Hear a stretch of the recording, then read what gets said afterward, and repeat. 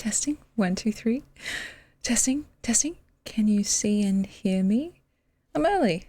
See, sometimes I'm late, sometimes I'm early. A poet arrives precisely when she means to. And yeah, I just wanted to see you guys. I missed you. So, this is probably the most vampiric outfit I've worn on stream so far, and I'll show you guys in more detail a bit later. But you may have seen the title, Tonight's the Night, and yes, it is quite vague. I concede that, but it will all make sense very shortly, so hold on to your hats. Michael, welcome in. It's based on something we've talked about in previous streams, and so it's kind of like closing the loop on that stuff. And yeah, we're just gonna kick it. It's a thirsty Thursday. I got my drink of water here. Hey Cody, welcome in. And I am so excited to get thirsty with you guys. So yeah, I hope you're all well. I've got a couple of cool things to show you guys today. So it's a bit like a show and tell. And like usual, I don't really have anything planned in terms of notes jotted down. But we tend to just follow the ebbs and flows of our conversation, our trains of thought anyway. So we'll see. And yes, I did very much enjoy your poem, Cody. I went through all the different writing in the Discord, and oh my gosh, you guys are so talented. What the hell?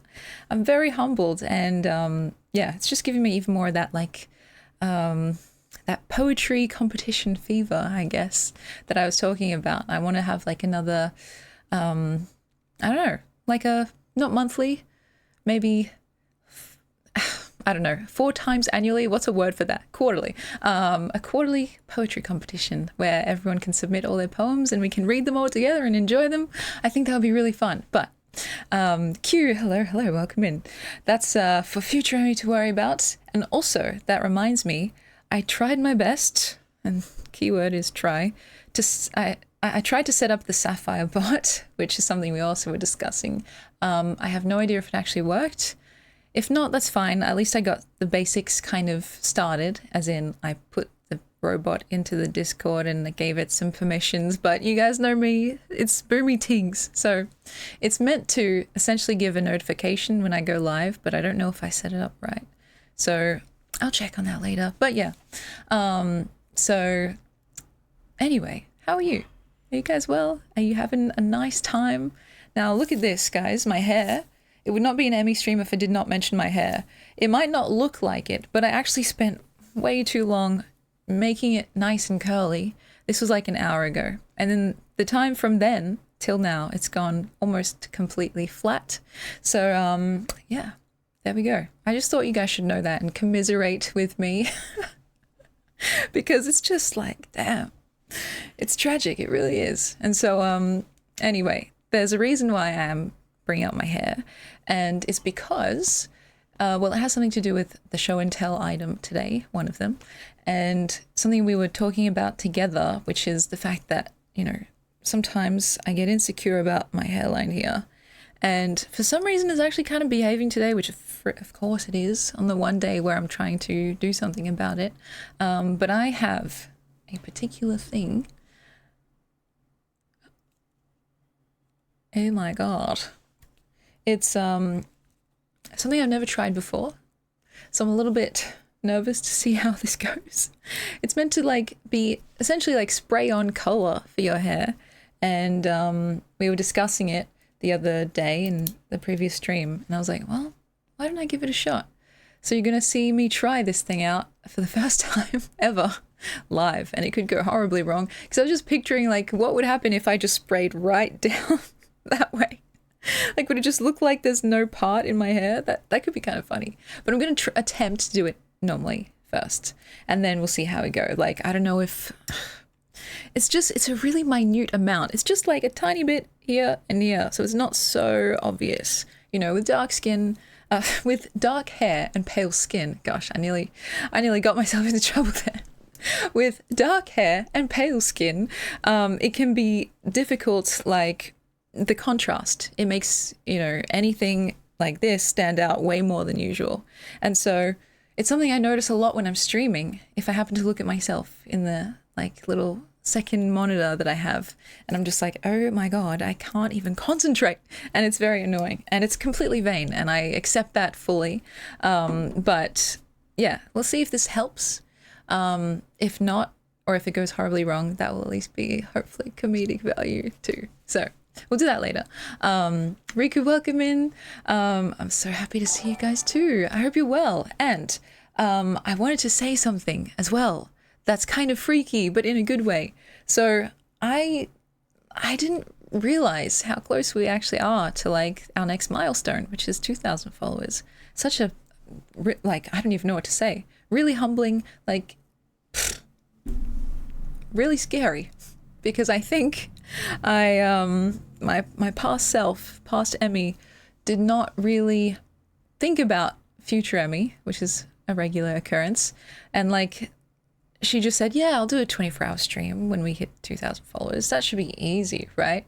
And so I'm like, fuck, I don't know if I can. I mean, obviously I'll have to, but it's going to be interesting. And so, yeah, we're not too far away. And it's funny because if it aligns with this, imagine a 24-hour wedding. That would be very interesting. But yeah, I'm just like, I'm very like appreciative because, you know, I've just come back recently, and the fact that people still are around and want to hang out is just incredible. So thank you. And Dad Bod Demigod, welcome in. Date night. Oh my gosh. Well, good luck. I'm sure you're going to have a wonderful time.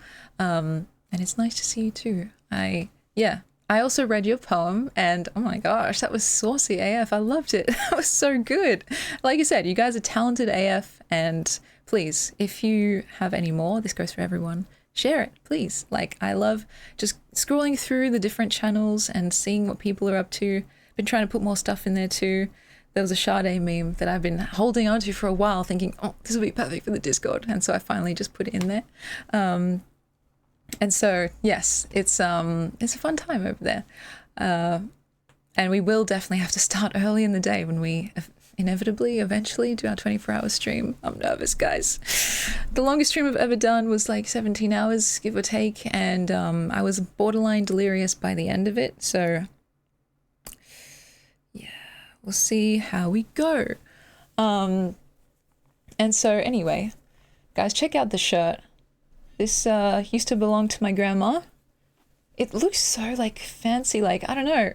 It's vaguely like the puffy shirt from Seinfeld, but in a cool way, in my opinion. And I have a fondness, shall we say, for like very ornate, kind of delicate textures.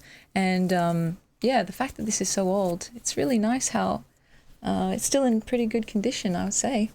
Because I assume this has been in her wardrobe for like, I don't know, at least a couple decades, probably way more. But anyway, this is, yeah, part of the fit. The lower part isn't really that interesting, but I'll show you guys in the spirit of the challenge a bit later.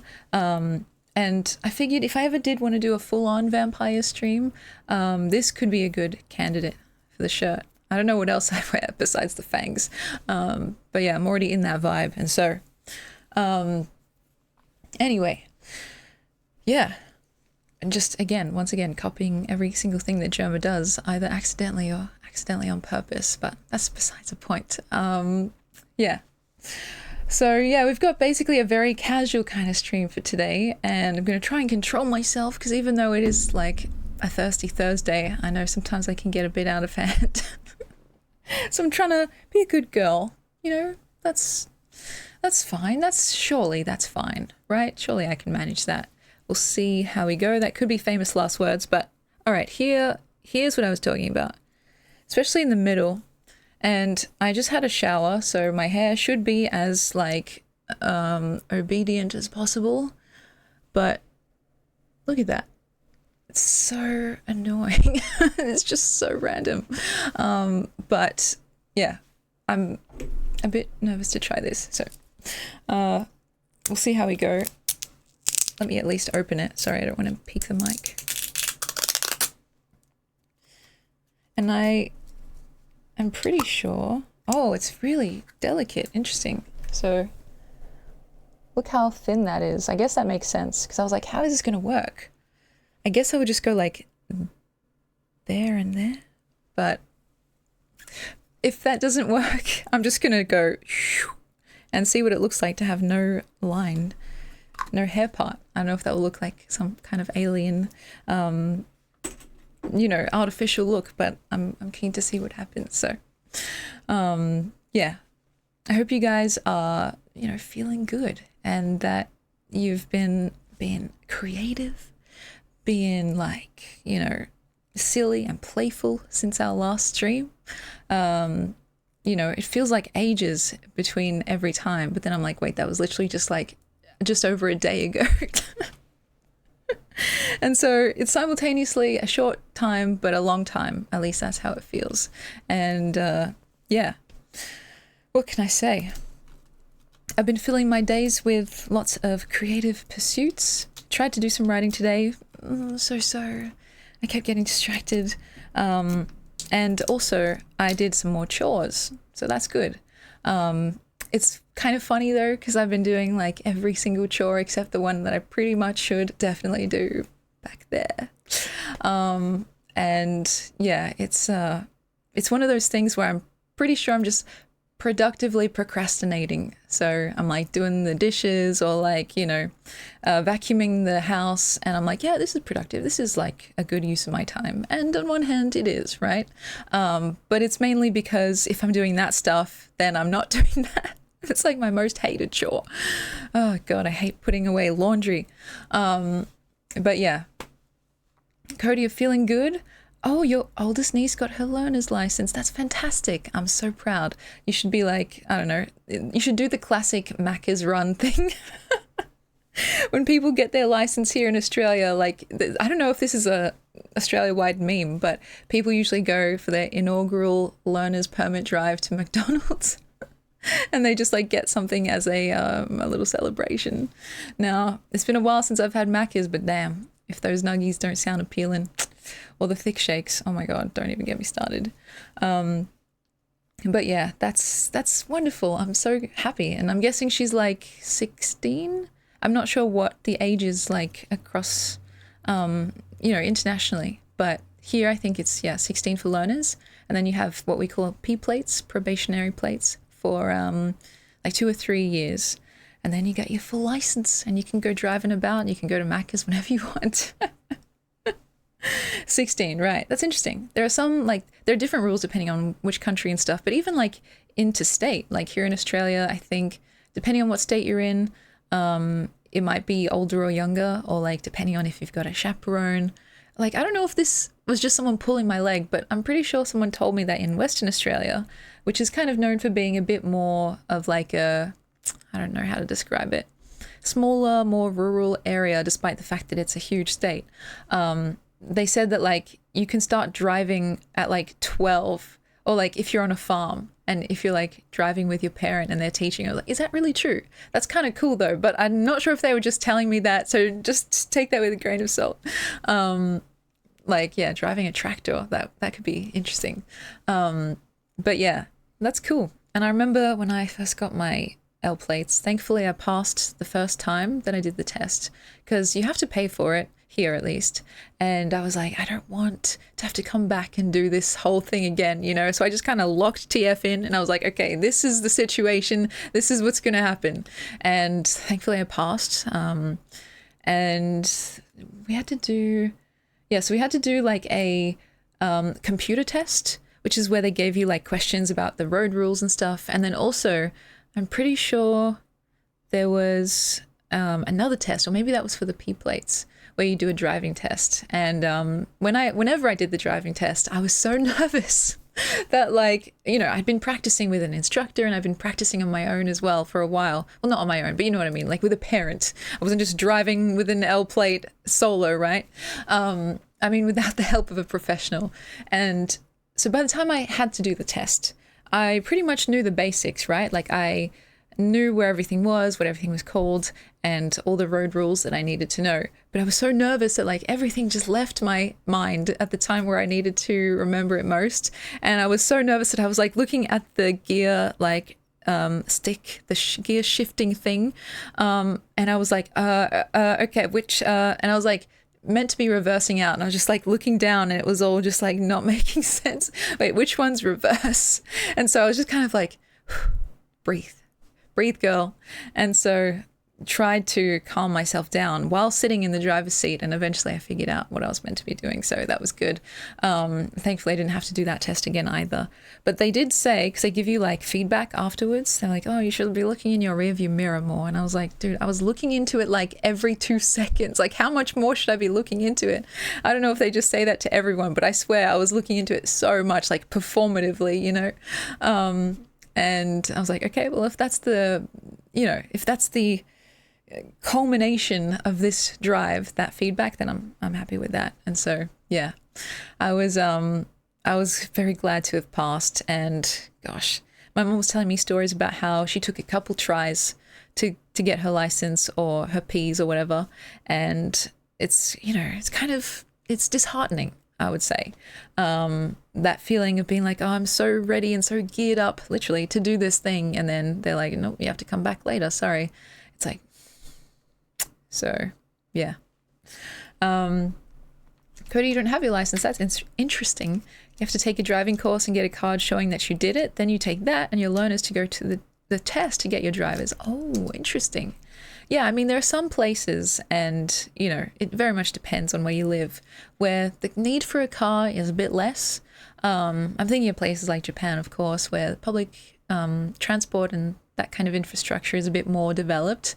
But here in Australia, and I think like, you know, North America as well, first of all, the land in general is so massive that it's so difficult to get from point A to point B, you know, specifically if you don't have a car. Like, you can probably find a way to get there with public transport, but it's usually way quicker and way more convenient to take a car, which is unfortunate, right? Because the problem compounds itself. Like, the infrastructure then accommodates driving more than public transport and cycling and stuff like that. And then so people, you know, buy even more cars and start taking public transport even less, and it just keeps going and going. And so it's a multi-pronged kind of, I guess, concern. But yeah, here in Australia, being such a big country, like, there was this joke where it's like you can drive for 10 minutes and still be in your driveway. And it's like, that could be true depending on how, you know, outback you live. I've seen these big estates where it's just like acres and acres of land. And yeah, it's literally like you could be driving and being like, oh, are we there yet? It's like, no, we literally haven't even left. And so, yeah, it's kind of harder to get away with not owning a car or driving a car because you just kind of need one, right? But in other places, and I guess more metropolitan as well, even here, it's kind of like you can take trams, you can take buses, you can take trains if they're on time, which is not always, but anyway, and more or less do life normally without too much interruption. But that's, yeah, it's tricky because you have to be living basically in the city, or the CBD as we call it, and that's expensive AF. So it's like you have to pick your poison, I suppose. And so, yeah, public transport is good where you are, Cody. That's interesting. So you've told me this before. I'm not going to say it on stream in case you don't want me to. The place where you're from, is that like, is that how it is across Canada, or is it just specifically where you're from, where the public transport is pretty decent? I don't really leave the house much, so it's okay. Honestly, that's real. I'm also lucky that, like, I'm pretty close to my other family members. So, like, if my brother's busy, or, you know, if there's some reason where I need to get somewhere and I don't have my car, I can just ask them for a lift, or worst case scenario, like, take an Uber, right? Though I try not to do that when I can, because that just seems unnecessary, right? But yeah, there's lots of choice, and you basically have to decide between convenience and price. So, as with a lot of things in life, but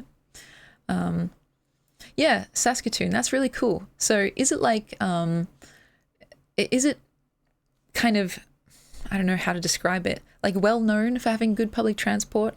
Or is it just kind of like, you know, mid, I don't know. Tell me more. because I kind of had the vibe that a lot of, well, I guess it's more like the US. It's so vast, and a lot of the public transport kind of only connects some of the most major cities, and it's still, even then, it's like the train will still take a very long time. So I'm not really sure about Canada. I haven't really looked into it too much, but I'm interested. And yeah, how about riding a roo?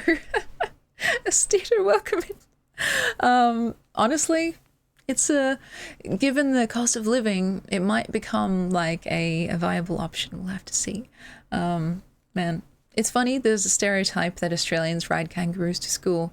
And then I think there's been like the backlash to that being like, we don't always see kangaroos everywhere, guys. But then it's kind of funny because I do see kangaroos a lot, like just out and about. If I go like down to the park for a little, you know, walk in nature or something, or if you go driving like into the more outback areas, pretty soon you'll find kangaroos. And it's just kind of funny because it's like the stereotype that's not totally unfounded. Like literally the last time I remember when I went to just a regular park, there was literally kangaroos just chilling on the side. Like they were just sitting there kind of looking at me being like, all right, you're gonna start shit. And I was like, no, I'm just walking through. And so yeah, it's very funny, and I think they're very interesting, cool, fascinating creatures, though I would never dare to, like, you know, approach too closely, because I don't know if you guys have seen, but they're built AF. They could probably, like, kick a man to death, you know? And so I've even been to, like, zoos and stuff where you can go up and, like, even, like, interact with them, like, with no fence, like, you're in the same space. And that's kind of freaky to me, because I would be a bit worried that they might just, you know, start swinging.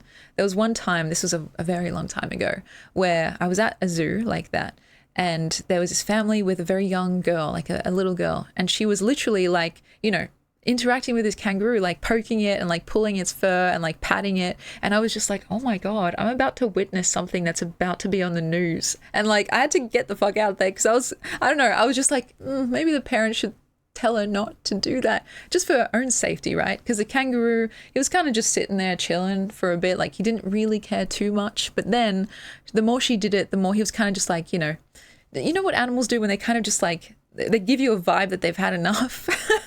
It's kind of the vibes that I was getting. And hey, maybe I was misreading the situation, but like I could feel the tension rising. And so I was like, I'm going to get the fuck out of here, because I do not want to be here when, you know, the fists start flying. And so yeah, that was a memory that I have very vividly. And it's actually the same day that I saw this majestic horse that I was talking about on a previous stream, and I got to pat this majestic horse as well. And when I was looking at him, I was just in awe, because first of all, he was a very handsome horse, but like his eyes were so shiny. They were literally sparkling, and I was like, this looks like a fucking cartoon character, you know, like a fantasy, like what's it called? Steed, fantasy steed. There needs to be a knight in shiny armor on top, or something like that. And so yeah, I have those pictures, which is very funny, and I don't know if I've ever posted them before, like in the Discord. I may have, I can't remember. But I'd have to fucking dig through my computer files now, because I had to like transfer all my photos and videos from like the past however many years onto my computer, because my phone had literally no space. And, you know, that's no small feat, because I can't remember exactly how many gigabytes I have on this phone, but it's like, it's a lot. It's already a lot. And so the fact that I had filled up that space purely with like photos and videos, I was like, oh my God, what the hell? And so the only issue with transferring like 40,000 files, besides the fact that it's 40,000 and it takes a very long time, is that, you know, I basically did it in a big batch, and now everything's mixed in together. And so whenever I want to find anything, I'm just like, oh God, literally like a needle in a haystack. But for now, you'll have to take my word. And something, it's a bit of a cheat that I've like kind of done in the recent past, like I try and think about which friend or person or like Discord channel that I may have sent something to in the past, so I don't have to go through my computer, and instead I'll just like go through the archives, and that saved me on occasion from having to dig through 40,000 like files. But sometimes you just have to go and do the dirty work. It ain't much, but it's honest work. And so what can I say? I really liked that day out. I was on holiday, and I wasn't expecting to enjoy being at a farm so much, because I'm not really, well, you guys know me. I have my princessy moments, and as a kid, I liked going to farms for like school stuff, or sometimes kids would have birthday parties at like the local farm. But it's not really something I ever thought like, you know what, I'm going to go to the farm today. Like, it's not really something that crossed my mind like ever in my adult life. But I was on holiday, and it was kind of in the circuit of different theme parks and stuff like that. This was in Queensland. And so I was just like, fuck it, let's go to the farm. And so it was fun. It was like a beautiful day, which, most of them are in Queensland. And the animals were just so beautiful to look at and to watch, It was like, it's just a very humbling experience. And it's simultaneously kind of scary sometimes, because, I don't know, with some of those animals, it's like, holy shit, they could probably, in a one-to-one situation, I'd be a goner. You know what I mean?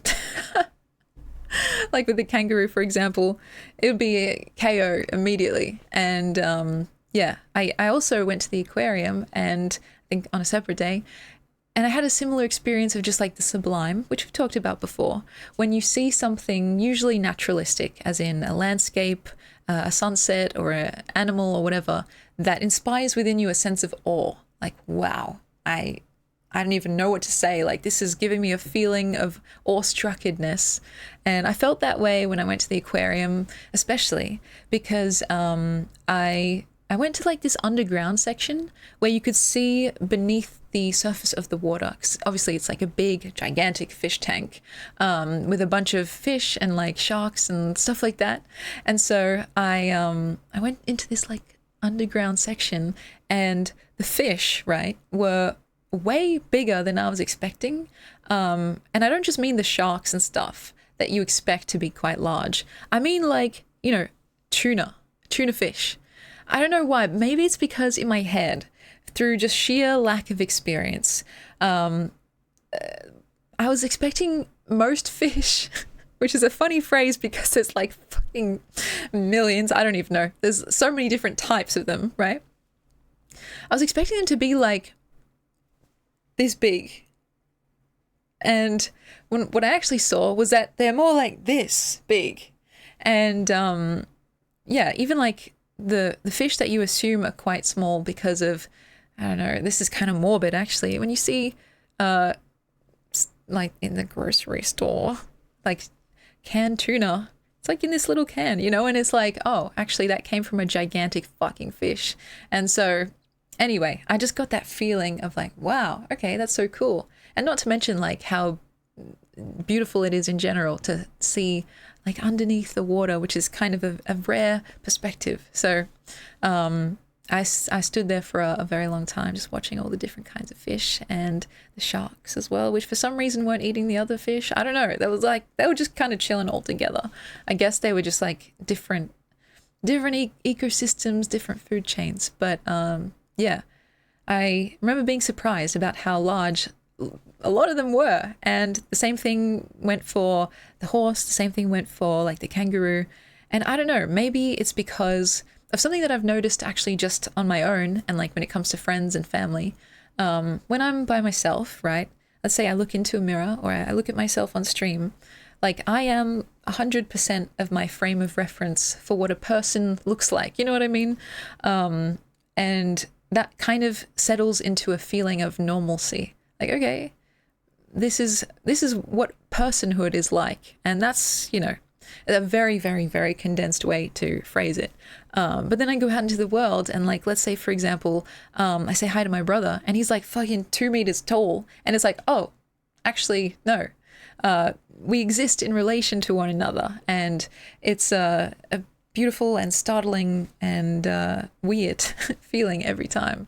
And so I've gotten that with people in my life, and I've gotten that with like various landmarks and animals too. And so, yeah, I guess that was something that I had to learn, or at least be reminded of over and over, specifically when I went to like those particular places, the aquarium and the farm. And Cody, you might appreciate this. I saw a video of, I think it was a moose, and I nearly shat myself because holy fuck, they're massive. Again, for some reason I thought a moose was like kind of just like the size of like, I don't know, a deer, like a deer, a female deer. Like, no, I thought it was just kind of like smaller than a horse, right? Way smaller.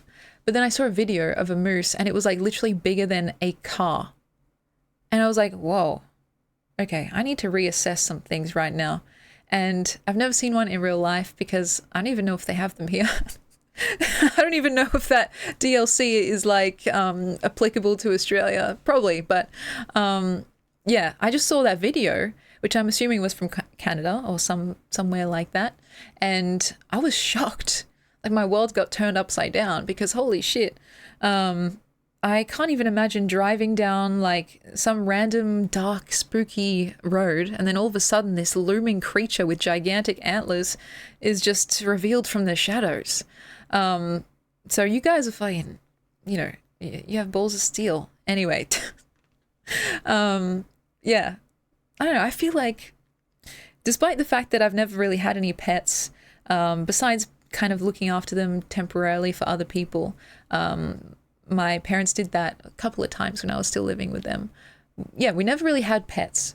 And maybe that's why. I don't know. I'm theorizing on the spot here. I have no idea. But I feel like I have a deep fondness and appreciation with animals. I don't want to say connection like I'm some fucking Disney princess. I think they're mad cool. And yeah, every time I'm feeling a little bit listless or a little bit lost, I think it's because, or in some way it could be assuaged by, like going back into nature and specifically like just connecting with the various creatures in the world. You are a princess Snow White, to be exact. Oh my. You just rizzed me up and now I forgot what I was going to say. Cody.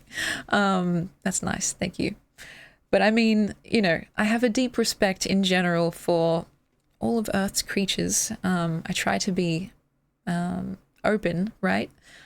And so sometimes, as much as I love, right, being my little vampiric, borderline hermit self, sometimes I realize, oh yeah, you should probably connect with the rest of the outside world and go and touch grass. That's not a bad idea. And so, yeah, maybe another zoo trip is in order for me. I'm not sure. Who knows? I quite like the zoo. And it's something that, like, I don't know, only is really thought about in terms of like school excursions or like family outings. So it's like something that happens once every like 8 years.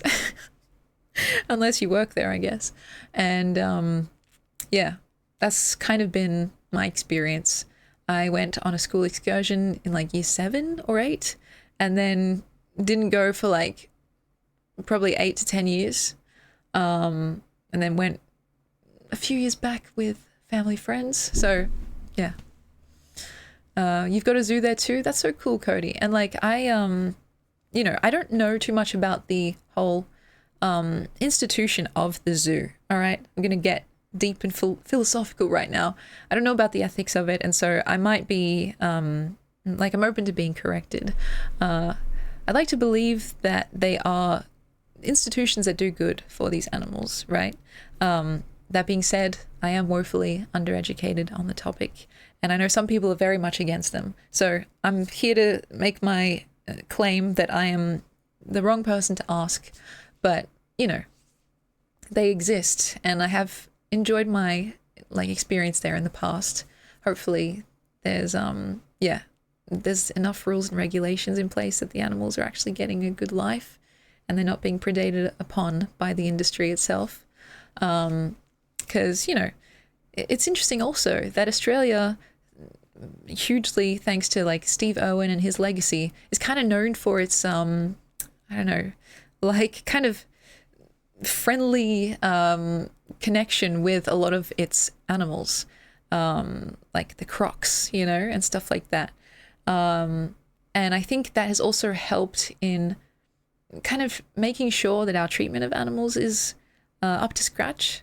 But again, yeah, I do think it is a mixed bag. You're absolutely right, Cody. And I think that's the most sensible like perspective. But yeah, sometimes I'm wary when I talk about things that I'm less knowledgeable on, because it's almost like, you know, there's this meme about the milkshake duck where it's like you have something that you really like, and then not very long later, someone just tells you, oh, by the way, that thing you liked, oh yeah, actually that guy was a pedophile. How do you feel now, huh? Or like, oh yeah, that show you liked, actually the main character was a pedophile. How do you like that? And it's like, okay, well, all right, okay, okay. Yeah, Oof is right. Or it's like, oh, you like going to the zoo? Well, actually, did you know all those animals are fucking tortured every single day, and they're just like disgraced every single day? I'm like, okay, I didn't know, I'm sorry. And so sometimes I have to be careful, because like I'm constantly afraid of that being a thing that happens. Like I could be, I don't know, talking about, well, last time I talked about the mixed fruit drops, right? Don't tempt me. And so I'm just waiting for someone to be like, oh yeah, by the way, you know those mixed fruit drops that you like so much? Well, they cause every single kind of cancer that you could ever get. So how do you feel now, huh? And it's like, pretty shit. Okay. And so anyway, I hope it's okay to say that, yes, I have enjoyed going to the zoo in the past. And so, yeah, sorry, I'm in a silly mood. But yeah, anyway, I just have a deep fondness for nature and all of Earth's creatures.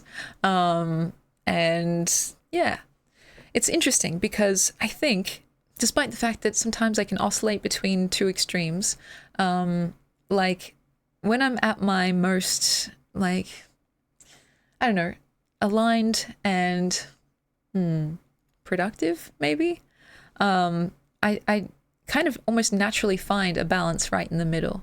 And so there's this idea that I've been like thinking about, and it's kind of like the idea of, and this is a very cliche, potentially unhelpful way to put it, going with the flow. And what I mean by that, I'm going to try and explain it in a way that's less cliche. The idea of unlocking your own potential through acquiescing to it, like not fighting whatever it is that you are. So practically what that means for someone like me, you know, I love poetry, I love reading and writing and being silly and stuff like that. And, you know, this is not how I feel now, but in the past, there could have been a time where I felt like I should probably push all that stuff down because, oh, it's not economically viable to, you know, pursue poetry as a career or whatever. Or it's kind of lame to be so earnest and open, and people won't like you if you are that intense. And so that idea of fighting something that you are for some other purpose, whether it's like general palatability or something, whatever it is, the ways we convince ourselves to be not ourselves. And so that is a thing that we do consciously and subconsciously. And I have a thesis or a proposition, a statement, which is that the thing that you're trying to run away from is actually the thing that you need to be focusing in on. Or at the very least, it's the thing that will lead you in the right direction, where right is wherever you need to be going at that moment in time. The less you fight whatever and whoever it is that you are, the more in the flow state I think one gets. And now I don't have any evidence for that besides just general vibes, but it's like I've spent enough time in creative spaces, creative flow, creative zones, that I've sensed a parallel between the actual act of making something, like art, right? And the act of making yourself, you know, becoming yourself. And the process really isn't that different, you know? Maybe the medium is like writing a poem versus like the way you choose to style your hair, but it's still a form of expression both ways. And I think similar to how when you're writing a poem, you want to be finding, you know, finding your bliss, your truest truth. I feel like that can only be helpful when it comes to the making of your own self too. And so that flow state is interesting to me. It used to be a lot more like finicky and fickle in my life than I think it is now. Now it's kind of something I can potentially, if I really have to, like brute force to just like get in that state and be like, you know what, I'm going to sit down and I'm going to do some writing. You know, it might be horrible. It might be the worst thing I've ever written, but I will have done it. And that's the important part. And I think more often than not, you know, one tends to surprise oneself with what ends up being made. At least for me, the hardest part is usually the initial inertia, like the dread of being like, oh, but I don't want to get out of bed, my nice warm bed. You know, I don't want to start this process that feels really monumental, but really, you know, if you break it down into very, very small bits and pieces, it becomes kind of not easy, but like doable, shall we say, and hopefully enjoyable, right? Yeah, I found being creative is my true bliss. I feel the exact same way, Cody. And, you know, it's one of those things where I think instead of fighting whatever it is that is your bliss, right? Just acquiesce. Be like, you know what? I am weirdly interested in, you know, the lore of Star Trek or something like that, you know, just a random example. And instead of trying to dim your own light, you know, to go forth and prosper. That is Star Trek, right? Fuck me dead. I don't even know. It's like something that I would encourage people to embody if they can, you know? And it's a work in progress. I always like to say that because I don't think there's a state of being complete and in terms of becoming who you are, right? It's more like a consistently, gradually shifting thing over time. And that's like, yeah, it's scary sometimes, but it's also part of the fun, I think. Speaking of Star Trek might watch that later. Trek. My brain auto-corrected. Star Trek is peak. Well, we've got a couple of Trekkies in the chat. My dad would very much be on board. And so it's like, yeah, find whatever it is that you, you know, that bring you an inordinate amount of joy and pleasure and just follow it, whatever it is. You don't have to qualify it. You don't have to justify it. Like if you're really interested in like 12th century fences, that's fine, you know? If it doesn't come from the heart of your stomach and your soul, don't do it. That's awesome. And yes, I totally agree. Like there is a particular feeling once you kind of fully accept those specific parts of yourself, and it's a feeling of relief, like, oh, okay, here I am, right? And for me, that's always been a very strong indicator of me being on the right track, you know? Granted, I'm not saying that there'll never be any nerves or nervousness, right? Like every single time before I start streaming, I get that jittery feeling of like, I don't know if I can do this. I really don't know if I can do this. But the point is that I press start streaming anyway, and I end up doing it, and I have a fantastic time, and I learn something and spend time with some really cool people. And it's like, there's a relief after the fact, right? And so, yeah, it's one of those things where, again, all this is contingent on a relatively well-functioning nervous system, right? If you have diagnosed like anxiety disorders and stuff like that, then that's different. It's different. But I mean, in terms of general life and living, there is a very good, I think, compass within you that will point you in the right direction if you are of, you know, relatively sound mind. And yeah, it's mostly about learning to listen to that compass, like to find it, because we often get a lot of wants and desires and like shamefulnesses piled on top of one another from the things that we like look at, the media that we consume. And thank you very much for the follow, my friend. And so it's like peeling away some of that stuff layer by layer until you're left with what feels like the most true and the most you, right? Like literally, it's a multi-billion-dollar industry to create a sense of dissatisfaction within you, to make you feel like you need to look different, sound different, act different. You know, like that is a real and aggressively like analyzed phenomenon, right? This is not something that has happened incidentally or, you know, just by chance. These like industries are, thank you for the follow as well. They're purposefully trying to create the need within you to spend money on whatever it is that they're selling, right? And being a streamer, I'm also part of that problem. I've never been like oblique about that. And I also am part of those people who get influenced. Like literally, the stream idea for today was to try and like test out whether or not an insecurity of mine will be assuaged by a product. Not sponsored, by the way. And so sometimes even being aware of the framework is not enough to be fully outside it.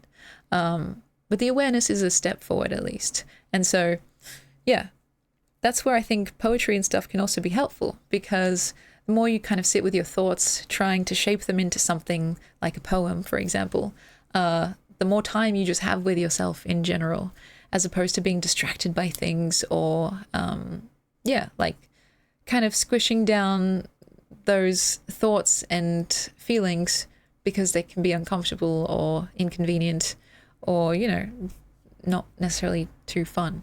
And so there's a reason why, you know, there's a saying, boredom is like one of the biggest inspirations of creativity. And now I pretty much botched that saying, however it goes, but the sentiment is the same. Like, we're hardly ever bored anymore because we have a million and one different ways to entertain ourselves in the modern age. It's a privilege and kind of a curse at the same time, right?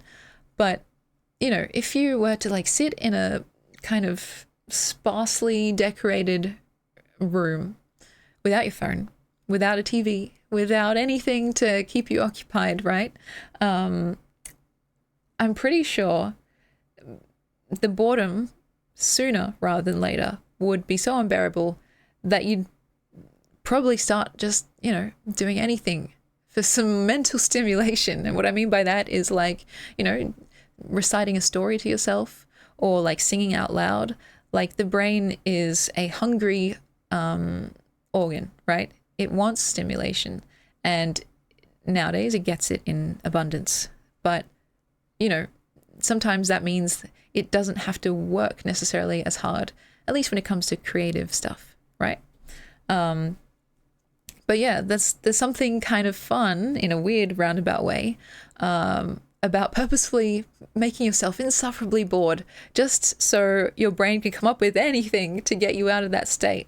And yeah, like I have purposely in the past, and I haven't done this too often, I'm going to be real, because it is literally insufferable. I've just sat myself like literally in front of a wall or in some space where there's like no like interaction, right? There's no phone, nothing that could get my interest. There's no music even playing or anything. Or maybe there's like, yeah, you could do a version of this with classical music, but for me, just silence usually. And I'll just fucking stare at a wall. And within the first minute, it's like, well, this is boring AF, you know, what now? And it's kind of basically what meditation is. Now that I'm saying this out loud, this is literally just what meditation is, with a new name. But it's like, it weirdly helps because you're actually kind of strengthening those pathways that maybe need a bit of a workout after, you know, doom scrolling for 10 hours. And so, yeah, that's so funny. Literally reverse engineering meditation. But I think the monks and all that are onto something. And I'm going to be real, I don't meditate as often nowadays as I should. I don't do yoga as much nowadays as I should. But those practices where you're kind of just really forced back into your own body and brain, they can be helpful because it's like, well, wherever you go, there you are. That's kind of the sentiment that it forces you to reckon with. And so for me, that's helpful because I'm very easily distracted and I can very easily get lost in whether it's like a video or a game or even a book, right? Like it doesn't really matter what. There's an addictive personality streak within me and I think I am kind of taken by it often. And so really stripping away all that stuff is painful at times, but very generative. I think I've like had some of my best ideas in those moments and had some of my most like interesting thoughts, right? And so the poem you read of mine, says Cody, came to me while I quietly soaked in the bath, listening to soft rock. So in essence, my mind was free to create. That's chef's kiss. That's exactly what I mean. And yes, this is a great example. There's a whole subreddit called shower thoughts because there's a phenomenon of people having random ass thoughts in the shower, which is basically the one space in our modern day where like you can't really be on your phone, right?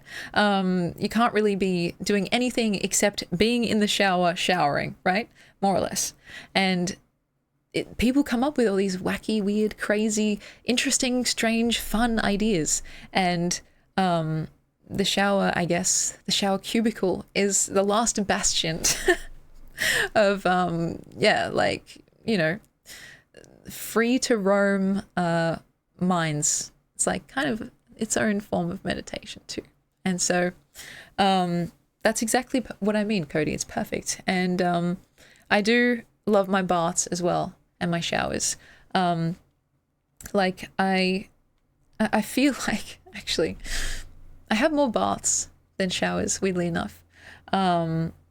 Sometimes just because I'm really, really cold. In the past, that has been the case. Like it's been so cold in the house, but also in my own body. Like I felt chilled to the bone.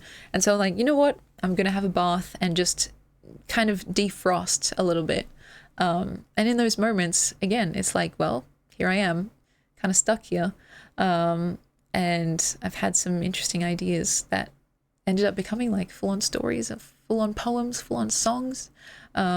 I love a good bath, and yeah, it's kind of a meme at this point in my family. Because sometimes actually, and this happened more in the past when my family was kind of like looking through different houses to potentially buy or like rent out or whatever.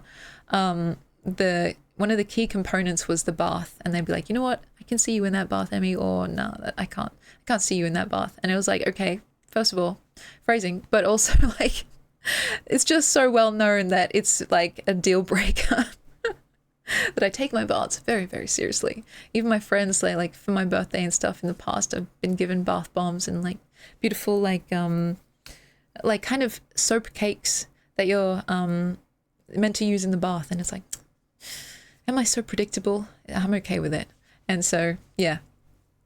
To be honest, the bath here is adequate, but in my dream scenario, like if I could make my own house, like in The Sims, but in real life, I would have a tub, which I don't even know if they exist here, but I'd have a tub that like goes right up to here, right up to the neck, you know, like those Japanese soaking tubs.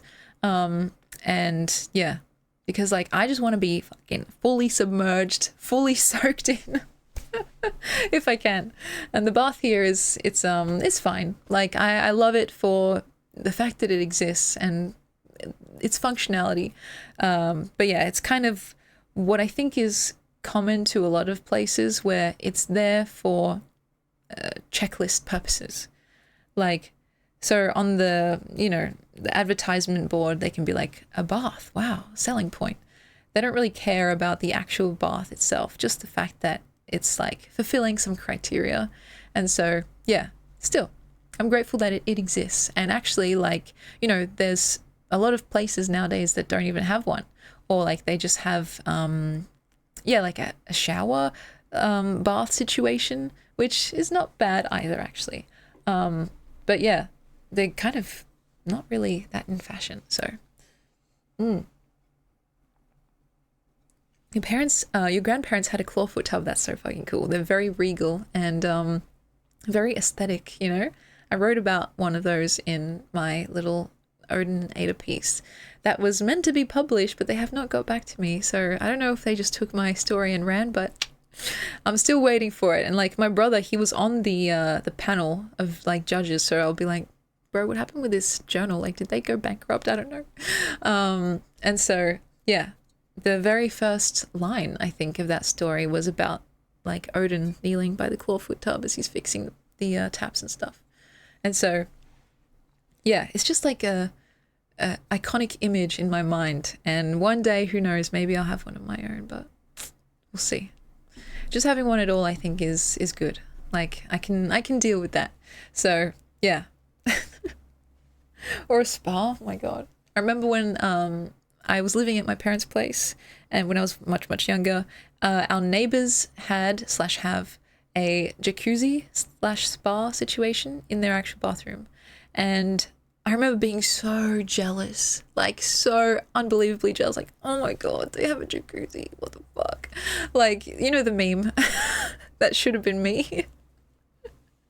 And, you know, nowadays I don't really care, like I've kind of moved on, I'm not gonna lie.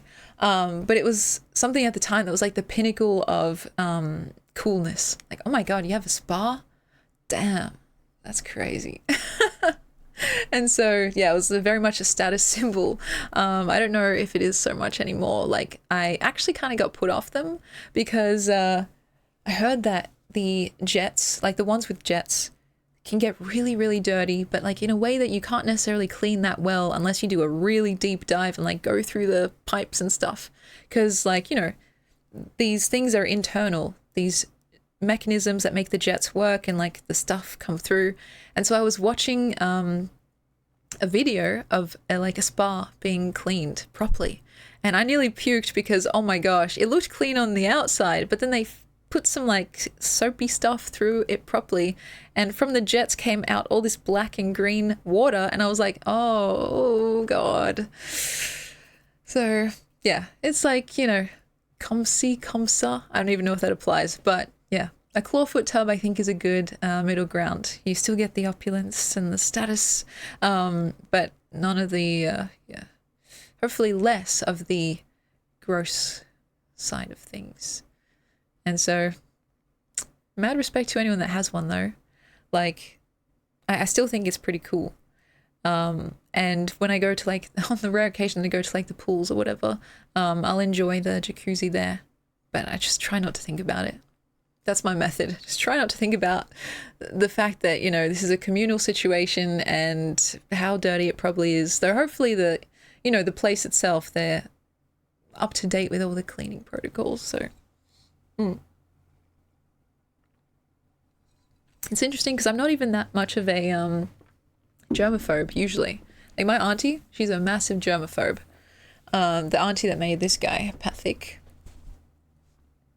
And she literally, she's actually kind of similar to Elvis, who was also a germaphobe, which is kind of funny considering just his life in general. But anyway, like there was this little rumor that Elvis would not even, what the hell, did you guys hear that? Why is it so wet?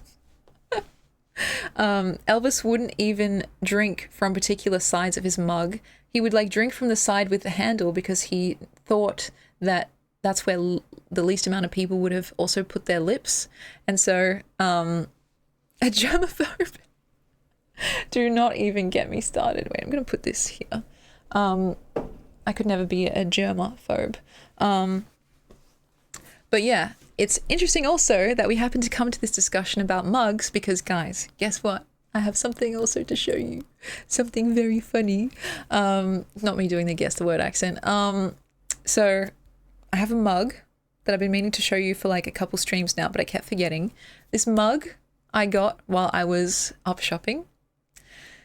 And it's perfect in every way. Literally every way, shape or form. It's perfect. And I wanted to show you guys because you have to see it to believe it. So are you ready? Drum roll, please. You guys need to be like, yes, Emmy, please. We desperately want to see whatever it is you want to show us. Because like, I don't even know. This might just be a one of one. Probably not, but I'll choose to believe that it is. It was literally like 50 cents as well. And I'm trying not to spoil it. Now it's going to be flipped. Maybe it's worth unflipping just for this. What do you guys think? I try not to do this to myself because I don't want to be mogged by my own reflection. But I think it's worth it. All right, guys. The things we do for love. Is this the right one? I don't even remember how to do this. Yeah. Ooh. Flip. Oh, transform and then flip horizontal. Oh God. What the actual hell? Okay, that's me, guys. Hi. This is the mug that I found at an op shop, and I need you to just soak it all in, okay? First of all, look at that. Just look at that face. Shrek is love, Shrek is life.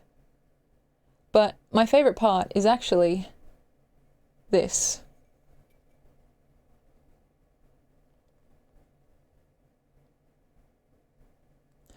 Quench your stench. And sorry, donkey. Wow. Quench your stench is crazy work. I love it. I love it so much. And it's got Shrek 2 on the handle. Like, what the hell? Anyway, that's enough. I'm gonna flip myself back. So, what am I looking at? Okay. So, yeah, everyone loves Shrek, right? So, did I ever tell you my name is the same as the voice actor in the Shrek movies? Wait, really? Cody?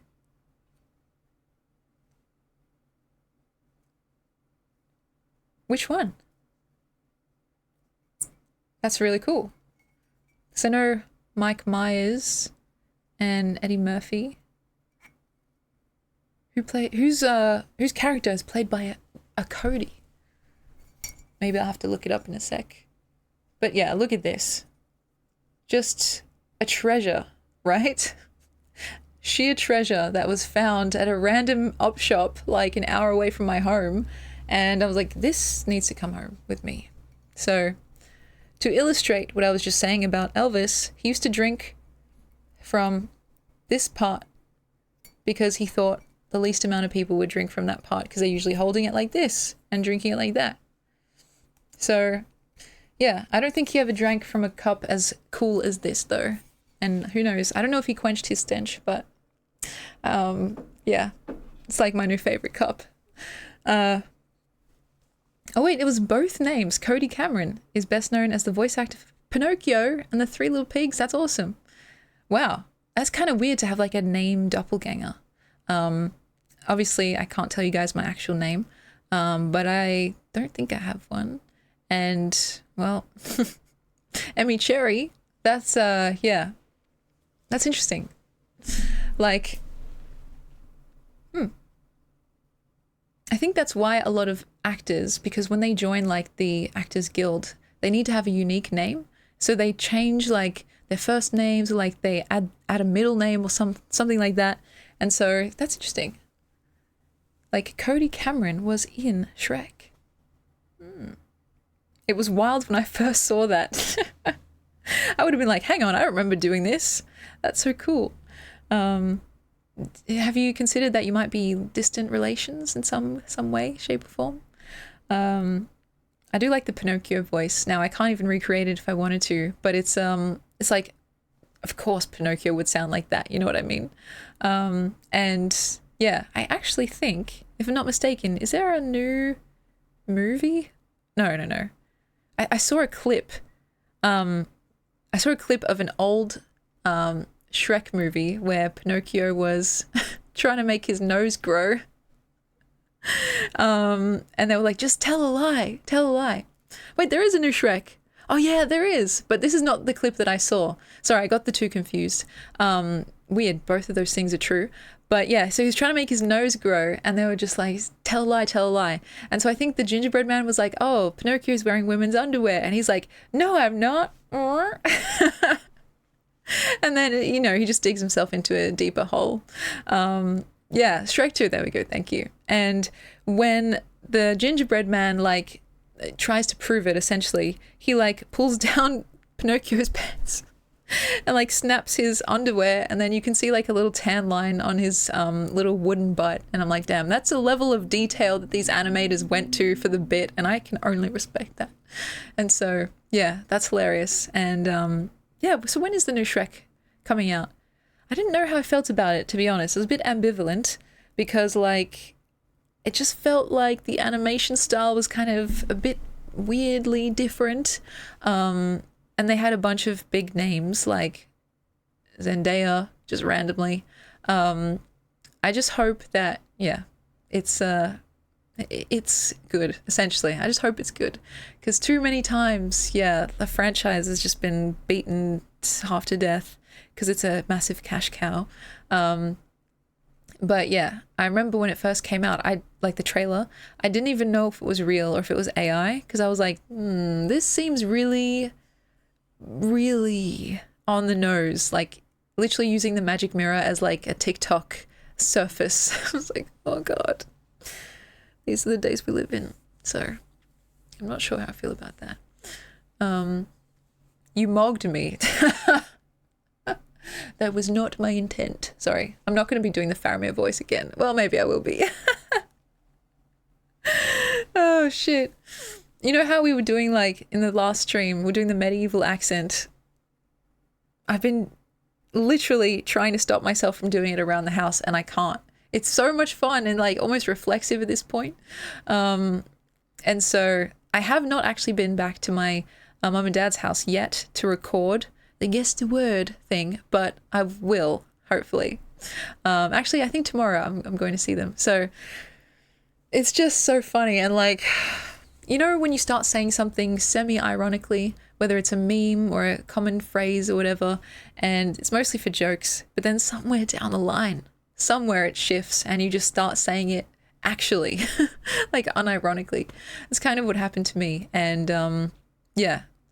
Sometimes I just randomly break out into a Lord of the Rings monologue and, yeah, you let the enemy come in and take it on a whim. You know, it's like, okay, stop. Okay, stop. Shrek 5 is currently in production, I see, with a planned release date of June 30, 2027. Fuck me dead. That's a long time away. Why did they make the trailer so early? I mean, I know that's kind of a regular thing for a lot of movies, but it's just like, damn, leaving us hanging out for it. So yeah, hopefully it's good. I don't really know. But it's early days. It might be a situation where, like the previous films, it turns out to be a cultural classic. Yeah, exactly. They're just trying to hype everyone up, and I'm like, okay, well, don't prematurely hype everyone up. That might not end well. But anyway, yeah. It's been an hour already, which is fucking crazy. So now's a good time, I think, for me to ask you guys one of my favorite questions, which is, how would you describe your mood right now in one word or less? For me, gosh, I'm feeling a word for excited that's not excited, because I feel like it's kind of too plain. Apprehensive, maybe, because I want to try this out. Feeling calm, that's wonderful, I'm glad. And by the way, welcome in, first time chatter, I'm glad to have you. Cody, you're feeling zen, that's a beautiful way to feel as well. Yes, I am just staring at this in the corner of my eye, being like, oh shit. Because it's like, I almost am scared if it goes well or if it goes poorly. Because if it goes well, then I'm like, well shit, now I'm gonna have to do this like every day or whatever. If anyone's curious, it's a root concealer spray in the shade black. Shade black. And it's usually meant to be for grey hair, right? But I'm trying to do it on my actual scalp, or, you know, like these little more sparse sections, because you guys have heard me say this story before, but like I've had some issues in the past, health issues, that have left my hair follicles a bit down in the dumps, and I think I'm on the mend, right? I've been trying to be more healthy, trying to get some good vitamins, but it's a long process, especially, you know, hair takes so long to grow. And as a streamer, as a public facing person, sometimes I drive myself crazy because I'm like, this looks like a bald spot right now. And so I want to see if this will help, which was recommended to me by Stevie. And if it doesn't, well, at least I'll make good content. So maybe I'm just going to bite the bullet and try it now. Now, it's also kind of risky to be doing this in a purely white shirt, but hey, I'm going to raise the stakes. So maybe I'll read how it's meant to go as well. It says, shake well before use, keep the product upright, apply on dry styled hair, yep. Hold approximately 10 centimeters away and spray roots in a light stream. Okay. Don't overspray. A small amount is enough.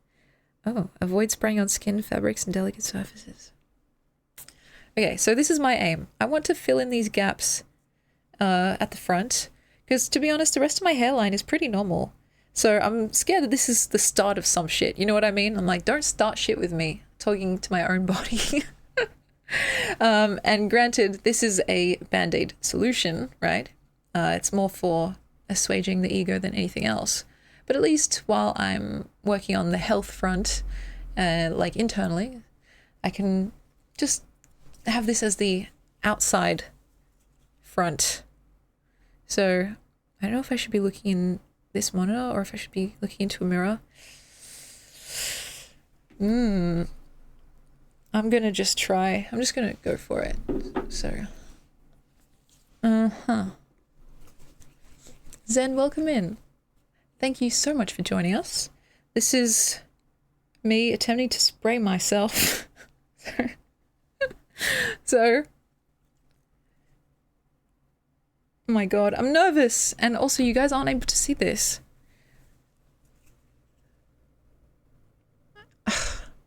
Okay, I'm just gonna go for it. Oh, okay. That's not working. I heard you talking about a bald spot. That's what we're trying to remedy right now. But it didn't seem to do anything. Oh, did you guys see that? It did not really work, did it? How can you, like, directionalize this properly? What the fuck? This is harder than it looks, guys. Okay. No, fuck it. I need this. I need my sister to help me. She would know how to do it. Does it look different? No, not at all. Literally not at all.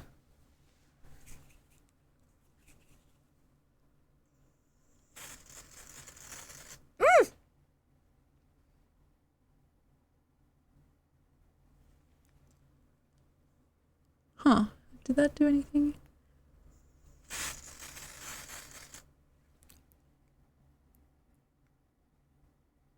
It does look like dust.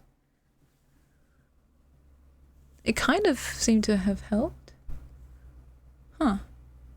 A little bit? Maybe. Now, this is a not sponsored product, so I'm going to be 100% honest. If it looks like shit, I'm going to say it. Or if it doesn't work. But let's try and do this side. I don't even know if that did anything. I cut my baby hairs and now I'm suffering. Oh my gosh. I feel for you. I've seen videos of people do that too because they're going for a particular look. In the moment it looks good and then they start growing out and it's like it's cute. I think it's cute.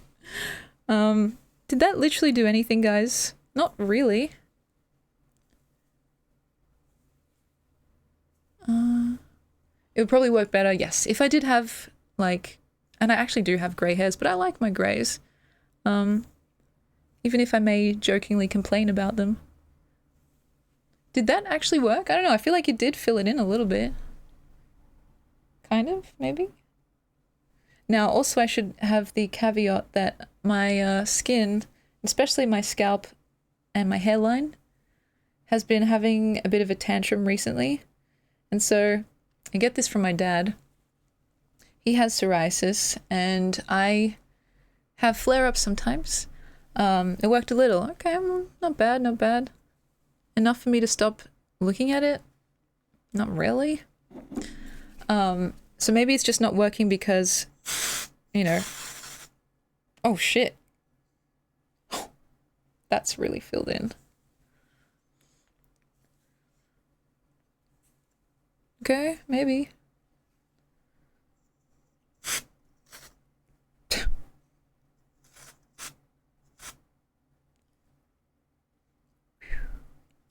Okay. Also, it says that it's meant to last until you wash your hair again. So that's kind of cool.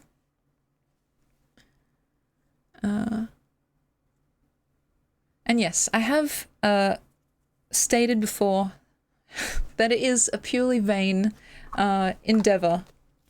But, you know, we all have our little quirks, things that we get like caught up about when it comes to our own appearance. And for some reason, it just bothers me. It's almost like, and I apologize for invoking this because I don't mean to use it lightly, but it's almost like an OCD adjacent thing. I see a gap and I'm like, that is irritating me. Like, I want to fill it. And so, not bad, not bad, not bad. I mean, it's kind of like this situation where it's like, just don't look too closely, right? And again, I have said as well that it's literally the pathology caused by being a streamer or like any kind of public facing person where you're looking at yourself and listening to yourself. Suddenly you start to notice all these little details. And yeah, I think if I were like, say, at an office, I would not even think about it. Like, I would not think twice. But it is like, it is a genuine thing that sometimes I just go, I see myself, I do this, and I'm like, okay, that's interesting. Not bad, not bad. A temporary solution, but you could consider it to be similar to makeup, I guess. Like, I'm wearing some eyeliner right now. And so, there we go. I try not to hyperfocus, but I do have my moments, like most people, I would say. Probably a bit like bodybuilder syndrome. Yeah, there's a particular feeling of knowing that you're being perceived by others. And, you know, when the visual component is, you know, a fairly big part of that too, where suddenly the brain just starts trying to upset itself.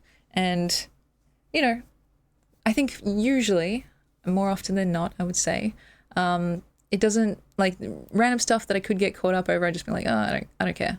But yeah, this one in particular, I don't know why it just gets me, because it seems to stand out so much, in my own eyes, at least.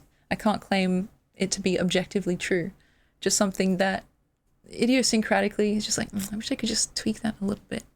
And maybe also because of the negative emotions attached to, like, when my hair was falling out by the chunks after I got sick a few times, very sick. It literally had clumps and clumps just coming out. And I was like, holy fuck, this is terrifying. And so maybe that's also part of it. There's some negative charge there. But yeah, it seemed like it kind of worked. All right. There we go. Again, not sponsored, but hey, I might keep it in my makeup collection, my makeup kit. Though it has left my fingers kind of like, almost like dirty.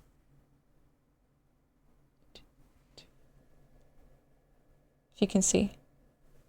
So when I was ill, also I'm just trying to see if it's rubbed off onto my face, because that would not be that would not be good if you just went out the house like that.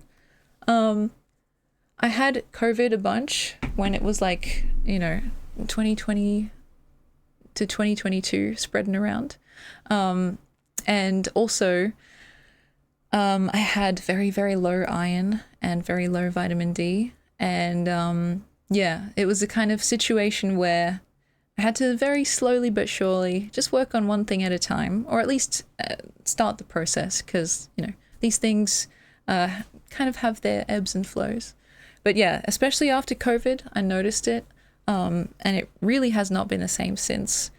And it's interesting because my hair itself, you know, look, this is a full length. It's quite long and it's quite sturdy, but it does shed a lot. And it's like, sometimes I joke about the fact that, like, you would think if you came to my house that I had a pet, because there's so much hair usually on the floor. I have to vacuum very often. But it's like, no, it's just what happens. And yeah, if you didn't get COVID, it is very, very lucky, because I got it maybe 3 or 4-ish times. And sometimes, like, there were like a few scenarios where I thought maybe I did get it and I didn't even test for it or realize just in the future, after the testing became optional and stuff. And so it's hard to tell how many times I actually got it. I got it pretty bad. The first time was the worst. And, you know, subsequent times were no walk in the park. But yeah, every single time, which was fucking annoying as fuck, I'd kind of recover more or less. And then not too long after, my hair would just start fucking literally in the shower, just massive clumps. And one of the times where I got sick was actually, so it was a very infuriating situation, because a place that I was working at the time, my boss came in to work. We were working literally like shoulder to shoulder. It was basically just us two. She came in knowing that she had COVID and, you know, did not wear a mask or anything like that, did not really attempt to distance at all. And then, of course, I got sick from that. And it was just like, I didn't realize that she knew that she had COVID, but then she was like, oh yeah, I knew. And I was like, well, what the fuck? Why did this happen? Because, like, that's kind of fucked up. I never had to go to the hospital for any COVID like situations, but I have had to get like iron infusions and stuff in the past, just at like local doctor's office, because it was so low. They were like, you need blood right now. Like, you really need blood right now. So please go and get some and come back and we will put it into you and you'll get some iron from that. And so I was like, okay, cool. Thank you. And yeah, so it's just like, yeah, so anemia, which probably is not surprising. It used to be a lot worse than it is, but of course it's still something I'm working on. Yes, it is unfortunately quite normal for a lot of women. Still though, it was just like, it's not fun, because if you've ever felt like, oh my gosh, I could not get out of bed today if someone had a gun to my head, that's basically how it feels to be anemic 24/7. And you also just don't even, you like lose the motivation as well to even want to do anything, let alone the feeling of being capable enough to do it. And so, yeah, that was not fun. I'm basically, I would say, back to normal levels of everything now. But that's, you know, it's always subject to change. And so I have my vitamin D supplements, and my iron I'm trying to manage through diet, because I've tried fucking every iron supplement under the sun and it just does not agree with me. I've tried the tablets, the like liquid iron, I've even tried the infusion, which was fine, but it's like, I don't want to be getting infusions every month or so, right? Especially given potential complications. Like, they just did not agree with me. And so, yeah, trying to keep it manageable through like eating, like, you know, good sources of iron. Lentils are a good one, of course, you know, red meat and stuff like that. And it's seemingly okay right now, but yeah. Anyway, I don't know. And besides all that, I'm also not sure if this could also just be genetic, right? My mum, she went grey when she was in her 20s, as she told me, and I was like, thanks, Mum. And then also like my auntie and my mom and stuff, like they've had like hair thinning and hair falling out issues. in their own history. So I'm like, oh, maybe it's just part of my trajectory. We'll see. But anyway, it's, yeah, all that is to say that I'm kind of just at a point where I'm like, well, you know, here's a problem in quotation marks. What can I do to fix it? The truest, most, you know, what's the word? Not hippie, but probably most spiritually correct choice is to just accept oneself, right? I think I'm approaching it from a kind of like right angle, because I accept the fact that it exists, but similar to the way that like I choose particular clothes to wear and particular makeup to wear, it's just a different form of expression of Emmy. So still, that could just all be copium. It's up to you guys how you want to see it. I just started having hair. I'm not ready to lose it. Honestly, I feel that. I feel it. Also, punch drinker. This is for you. Ready? Ding. So yeah, I got my energy back, though I still have my ups and downs, right? Like there are days where I'm just like, ugh, I do not want to do anything. And other days where I'm super, super hyped and ready to go. So I try to, again, like what we we're talking about earlier, try to go with the flow, right? Ride the wave of motivation and creativity, however long it lasts. Hopefully not over like pushing myself too far, because then I'll just crash. And on the days where I'm just like, I think I should do more resting today, to also try and honor that without like having it stray into over resting, like laziness essentially. It's a very delicate balancing act. And so yeah, it's nice now that I have my brother here, because he'll be able to keep me accountable. So I do not have a pet. I do not. And you know, my sister, she used to have fish, but that did not go well. No, it did not. They, yeah, I can't even get into what they did. But that's the extent of my kind of family's history with pets. Though now she's in Perth and she actually has a cat. So yeah. Can I say his name? I don't know. I'll have to defer to her on that one. But yeah, so COVID was way before my streaming schedule. But yes, it definitely would have if I were streaming back then. Like I was just completely, for a lot of it, just bedridden essentially. And I remember the chills, like the chills followed immediately by like a feverish feeling, and then just cycling between them back and forth. And of course, just the raspy like throat and feeling like you just swallowed a razor blade. It's not fun. But it's been a very, very long time since I've like had anything that even resembles COVID. So I'm very happy. Because yeah, I'm very dramatic when I get sick. I'm just like, oh, life will never be the same. And it's just like, you know, very dramatic, very, yeah, Shakespearean. So, and yeah, not being able to taste anything was horrible. It was just like, everything was bland, you know? Yeah, very damsel in distress. My life has become a black and white film. And it's just like, okay, Emmy, you'll be all right. Just take it easy, you know? I'm grateful that I got my sense of taste and smell back after, though, because I know a lot of people, they never got it back. And that's horrible to think about. There was actually, and look, take this with a grain of salt, because I don't know if this was mostly a meme or if it was actually, like, if it had some truth to it. But there was this, like, kind of report about how people could track the spread and like symptoms of COVID through reviews on Google about scented candles. Like, you know, people were saying, leaving bad reviews, saying like, this candle doesn't smell like anything. And it was just like, well, maybe it's not the candle.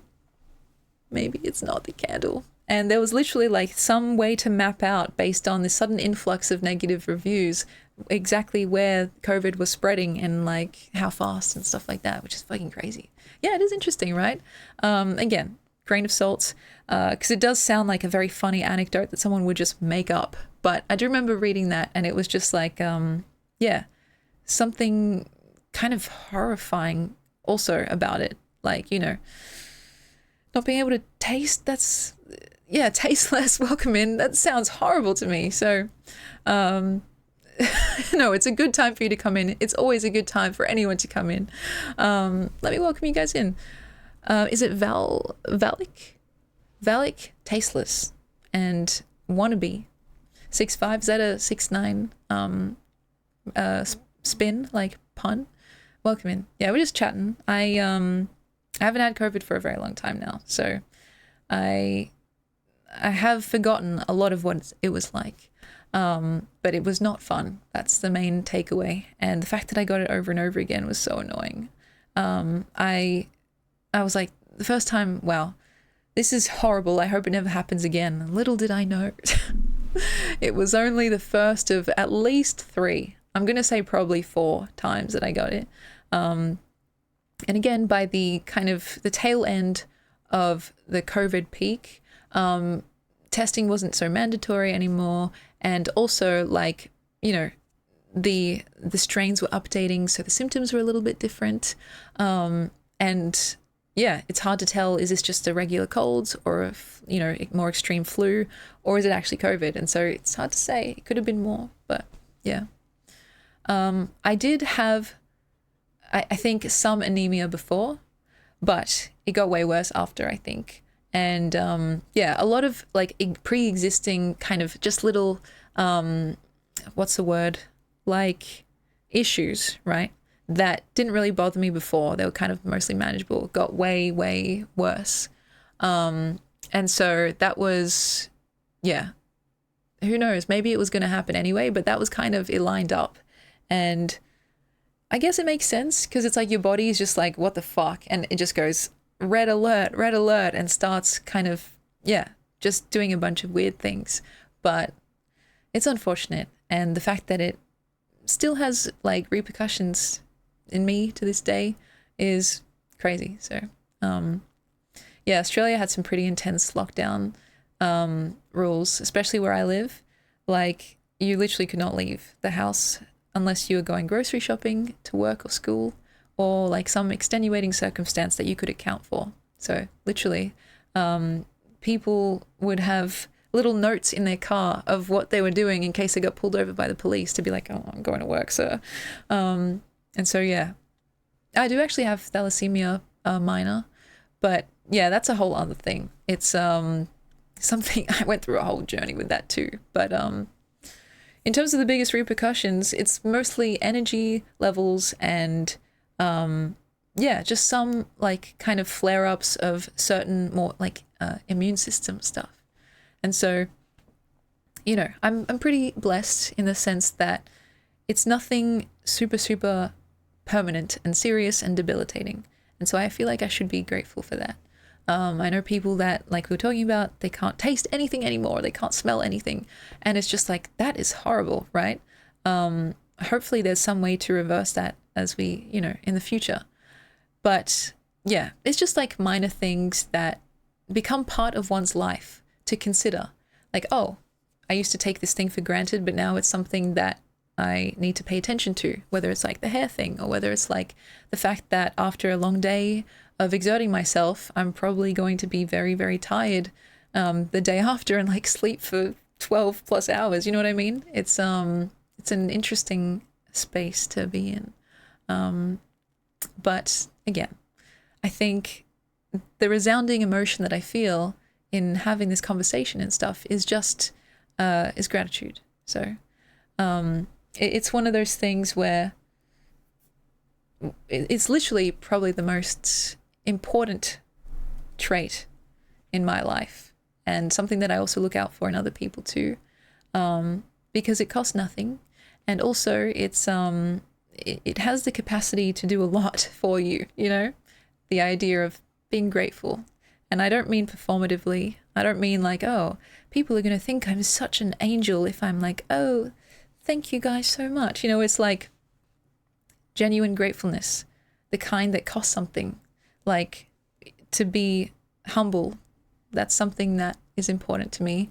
And yeah, to me, it's the antidote to a lot of self-doubt as well, and self-related issues. So Isaac, welcome in, welcome in. Been listening, but hi, hello, hello, hello. How are you? Sorry, I've just been rambling, so I hope this all makes sense. 12 hours, no, has definitely not been the most. Now, you guys probably won't even believe this. I think I've probably slept for like 16 hours or something. Like, basically uninterrupted. There have been times where I've been so tired that I've like slept for like 10 hours, gotten up for like an hour, and then gone back to sleep again. And yeah, I don't really know if that counts, but yeah, uninterrupted, probably 16. Interrupted, probably like a full day. Yeah, so I don't think necessarily I am in that space anymore, but granted, my sleep schedule currently is kind of unconventional, shall we say. Yeah, water break, exactly. Oh yes, and speaking of, I was like, actually, yeah, that's what I would get up for. But that's right, there was a hydrate redeem. Thank you, thank you, thank you. 16 is a lot. It's true. Mm-hmm. That was a long time ago. In recent times, I think I tend to have about on average, if I had my way and I didn't have to get up for anything, like 9 or 10 hours of sleep, which I know is more than usual, like more than most people get. I don't know, / I don't think all of that is good sleep, right? Because I tend to be very light sleeper. I toss and I turn. If a pin drops in the next room, I'll be like, I'll wake up. Like I've told this story before, which my brother always finds so hilarious. I've had this happen to me more than once where I've been sleeping, right? And something has woken me up. Like there's been something digging into my side and it's something in my pocket. And I've woken up like, what is that? Like annoyed. And I'm like, you know, reach in and what I find is literally a tissue.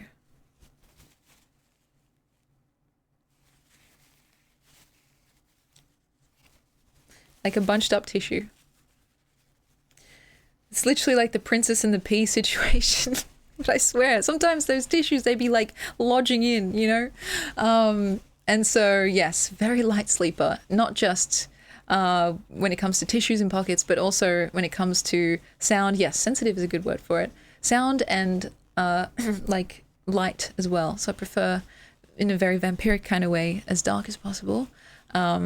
And yeah, like, you know, I try to make sure that the curtains and stuff are closed as tightly as possible, and that if there's blinds or whatever, that the light does not come through because it will wake me up if it's a single slant of light. I wish I was a heavy sleeper like my sister. She could fucking sleep through a house fire. And I think that's a compliment. I think that's a good thing. But for me, it's like a very precarious situation to be in, and it doesn't help that I have a weird sleep schedule. I feel like, you know, if I'm more diligent about having a regular sleep cycle, then maybe my body would find its own rhythm. But it's literally never been that way for me since I was born. And yeah, again, trying to go with the flow and just do my best at this point. So I think, you know, if I'm able to get any sleep at all, that's a win, because I have had my insomniac days, or rather nights, and that has not been fun. Like, the desire mixed with the inability to sleep is just torture. Like, it literally is classified as torture. Like, you know, if someone's a prisoner of war and they're forced to be awake, it's literally torture. But imagine your own brain torturing you for multiple days. The longest I've been awake has never been that, like, extreme, but it's almost been like, well, I've definitely been awake for a full day. I think I've been awake for 2.5 days straight before, give or take. And by that point, you're seeing fucking like shadow people and stuff like that. And it's just horrible because it starts to be the kind of awakeness or sleeplessness, two sides of the same coin, where your brain is like sending pain signals to your whole body.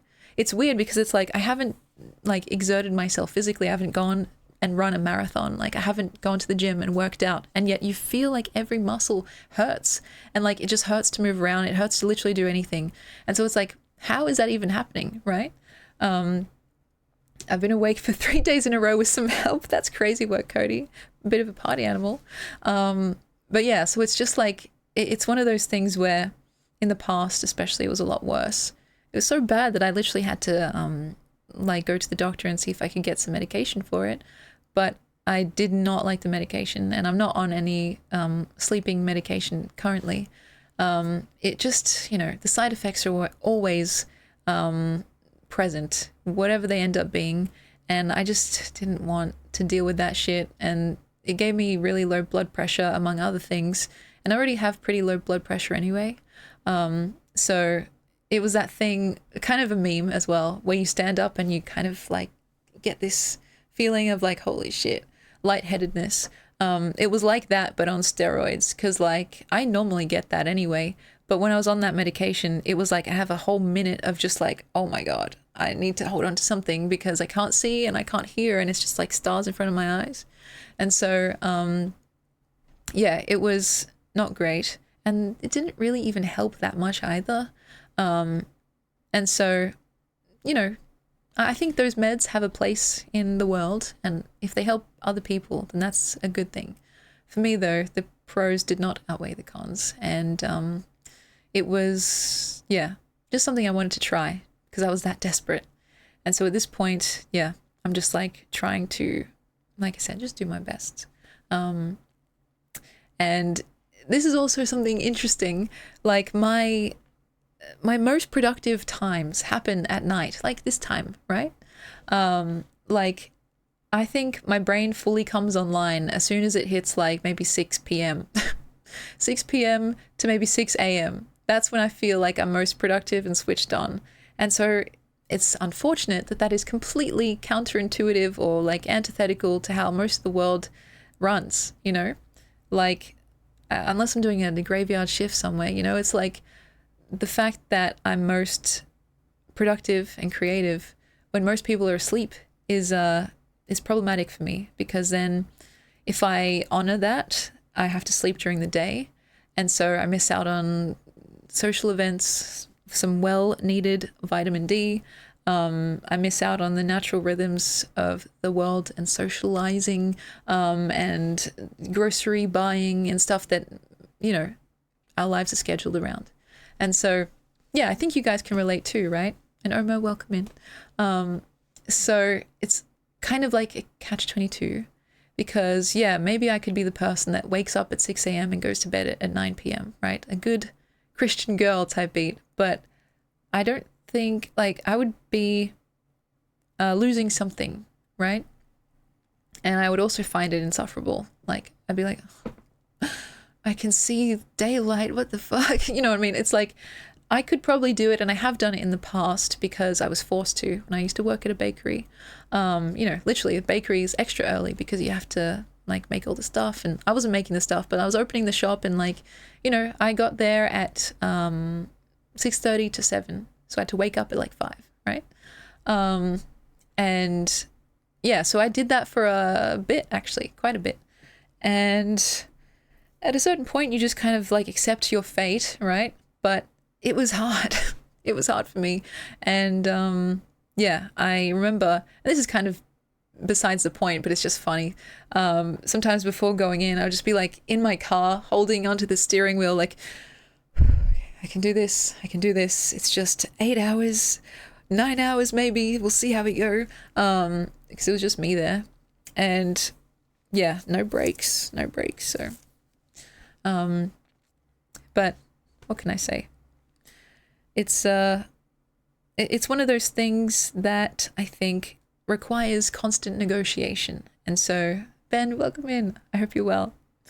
So I just try to keep it within the bounds of what I think is acceptable or safe. So I'm not staying up too late for too long, but I'm also, yeah, kind of stealing little moments of that slice of creativity in some of the witching hours. So the world needs night owls as much as day walkers.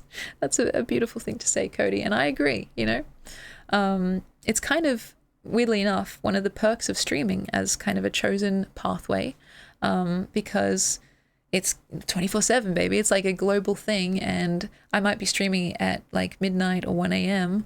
and I might think, oh gosh, no one's going to be available to watch this, right?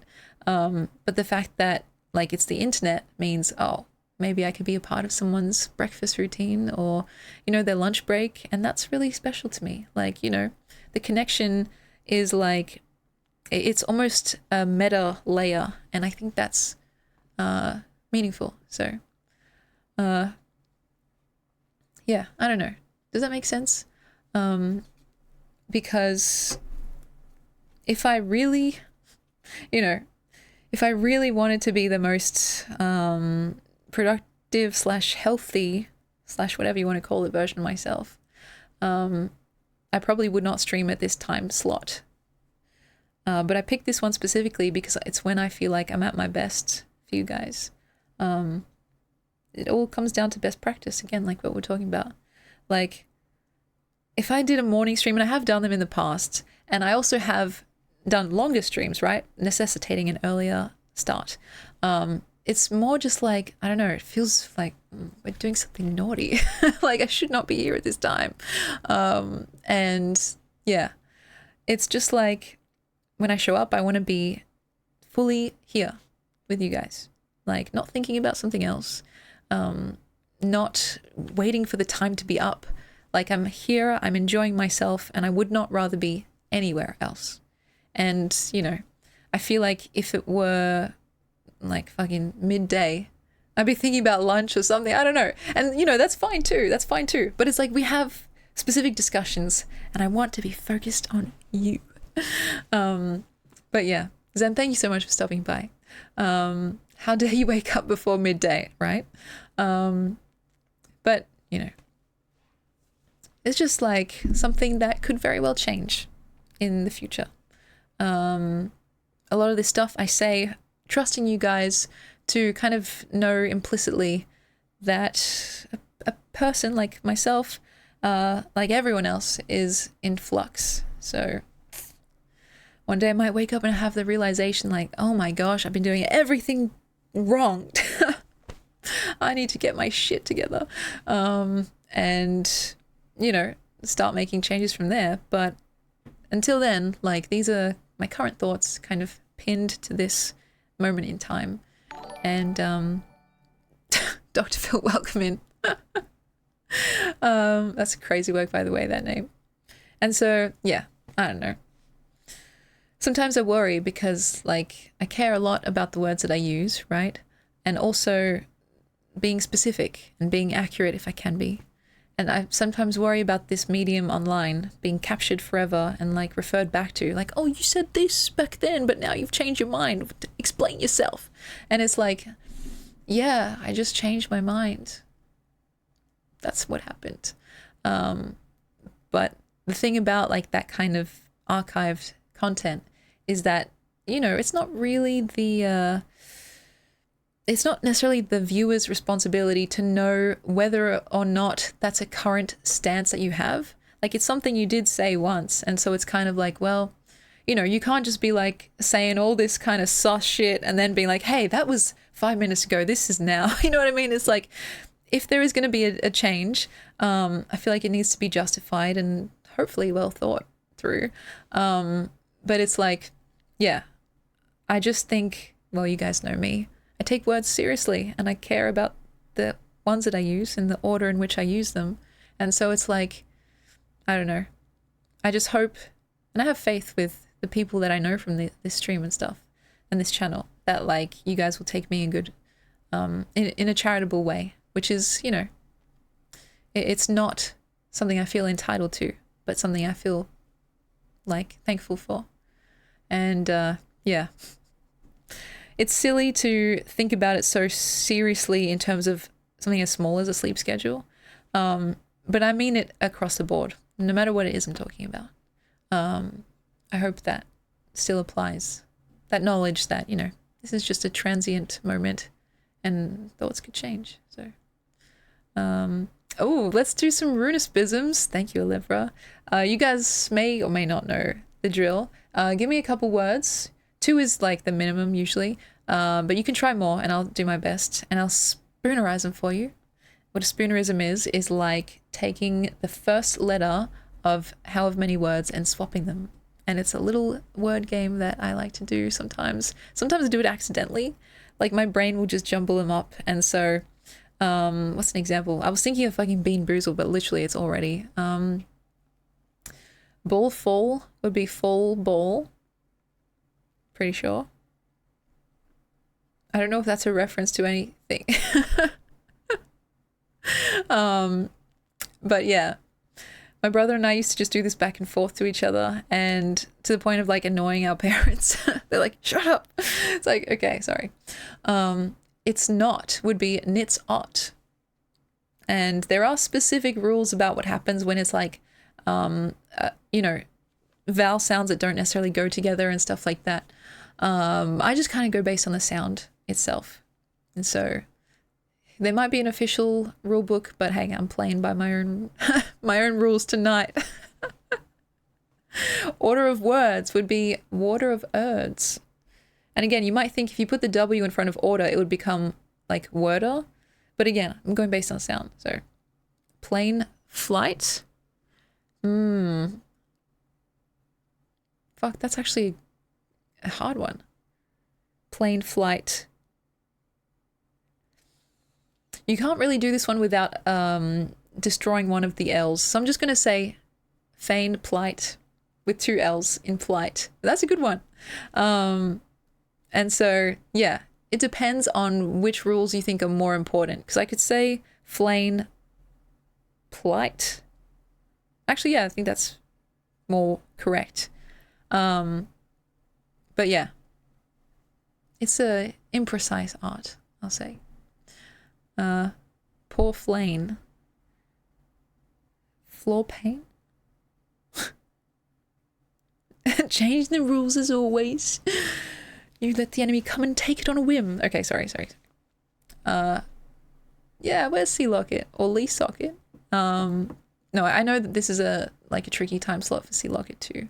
I don't want anyone to have to like compromise their actual real world stuff, including their health and sleep, to to show up here. As much as I love our chats, I wouldn't in good conscience encourage people to skip anything. So that's why the VODs are available, guys. If you are interested, there's VODs available not only on Twitch but also on YouTube. I think Sea Locket is taking pretty much every VOD as soon as it's done, as soon as it's finished, and putting them onto YouTube. So, but yeah, courtesy of the guy himself, exactly. But anyway, spoonerisms would be runispisms, and maybe I could try and spoonerize a whole sentence. My real world is late night, so you don't affect anything for me. Okay, good. Let's try this. My real world is Nate light, so you don't affect anything or me. It starts sounding like a different language. The real skill is being able to do it fluently, as if you're just speaking a normal sentence. I'm not quite there yet, but I can kind of do it in sprints. So yeah, I'm also happy for Sea Locket. That's literally, it's all I want for any of you guys, right? You're flourishing in all directions. I of course I have my own wants and desires, but I try to hold them in conjunction with the wants and desires that I have for others to flourish and succeed and, not be harmed in any way. And so, as much as I may miss people, and I do very much, I feel like the greater good is being achieved, and so it kind of helps. But yeah, he's a good guy, I agree. And who knows, like I was saying, we're really scarily close to 2,000 followers, and so 24-hour stream, guys. 24-hour stream. That's going to be a tough one. It's going to be a willpower test, and yeah, I'm going to try not to sleep. So as much as we we're talking about sleep earlier, you can do it. Thank you. We'll see. It'll be fun. I mean, I know it will be fun, but I feel like it'll be fun and also just extremely hard. Like, you know what I mean? Gosh. And like I was saying, imagine if it lines up with this. Imagine marrying German for 24 hours straight. Now that's something I can get behind. That's pretty funny, actually. Honestly, it kind of, no matter what, will probably feature at some point. If I need something like a prop to just play with for a bit, maybe I'll bring out the the cardboard husband to be. That is a lot of matrimony, I agree.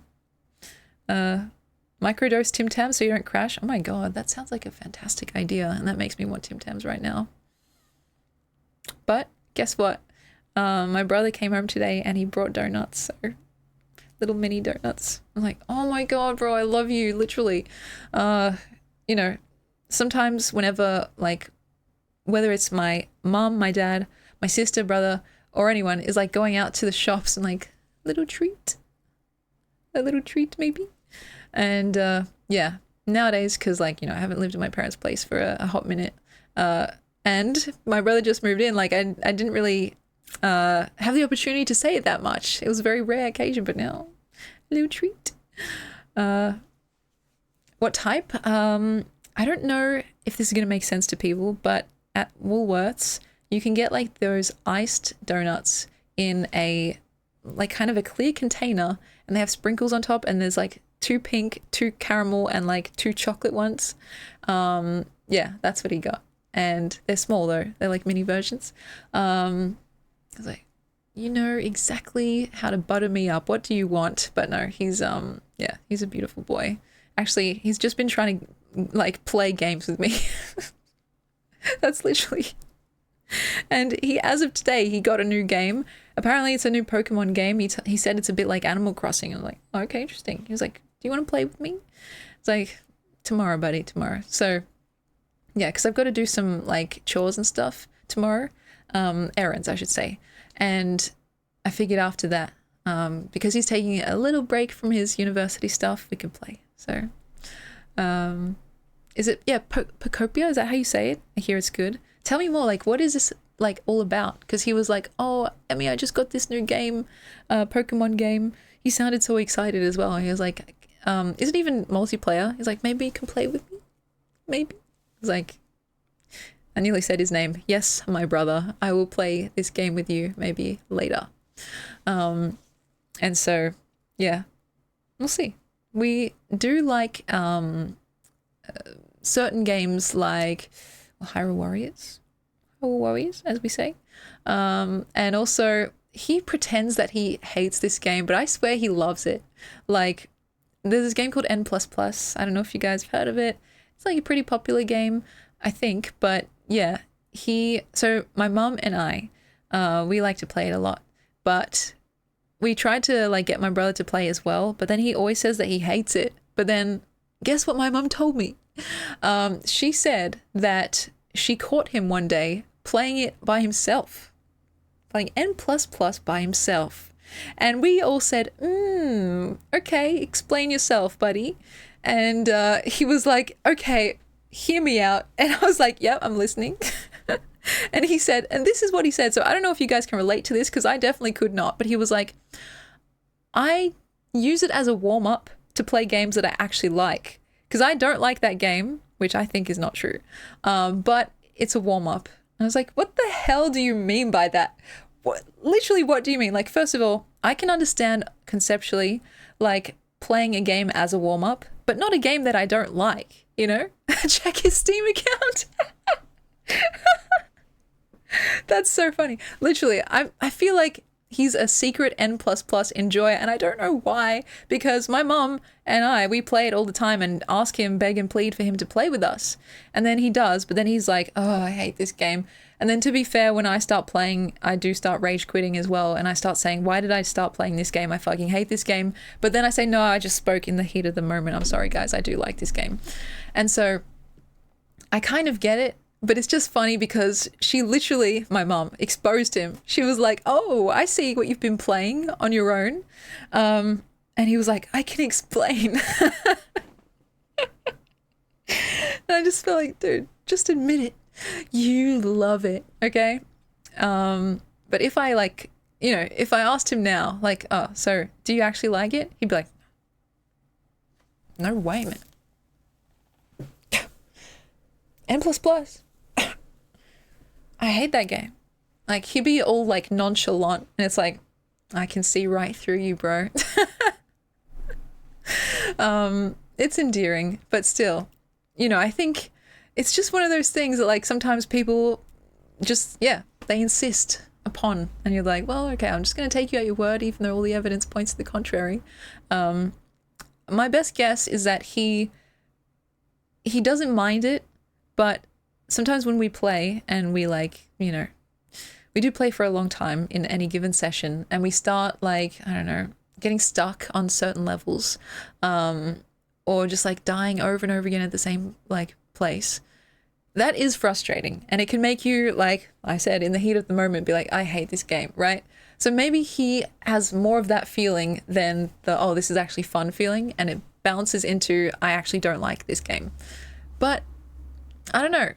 He's playing on his own, so what does that say? Yeah, he probably has merch, I swear to God. Like, he's got a shirt or something just buried deep in his closet. It's endearing to me. And look, we all have our guilty pleasures, right? Yeah, maybe it is about the small bursts, because I recognize that when my mum and I have played, and we've tried to drag him into it too, we play like all day, right? Because, well, it's happening more and more rarely, right? So we try to make the most of it. If I go over to my parents' place, I'm like, all right, let's play some games. And so we'll literally play it for, and I'm not exactly proud of this, but it is what it is, like hours, right?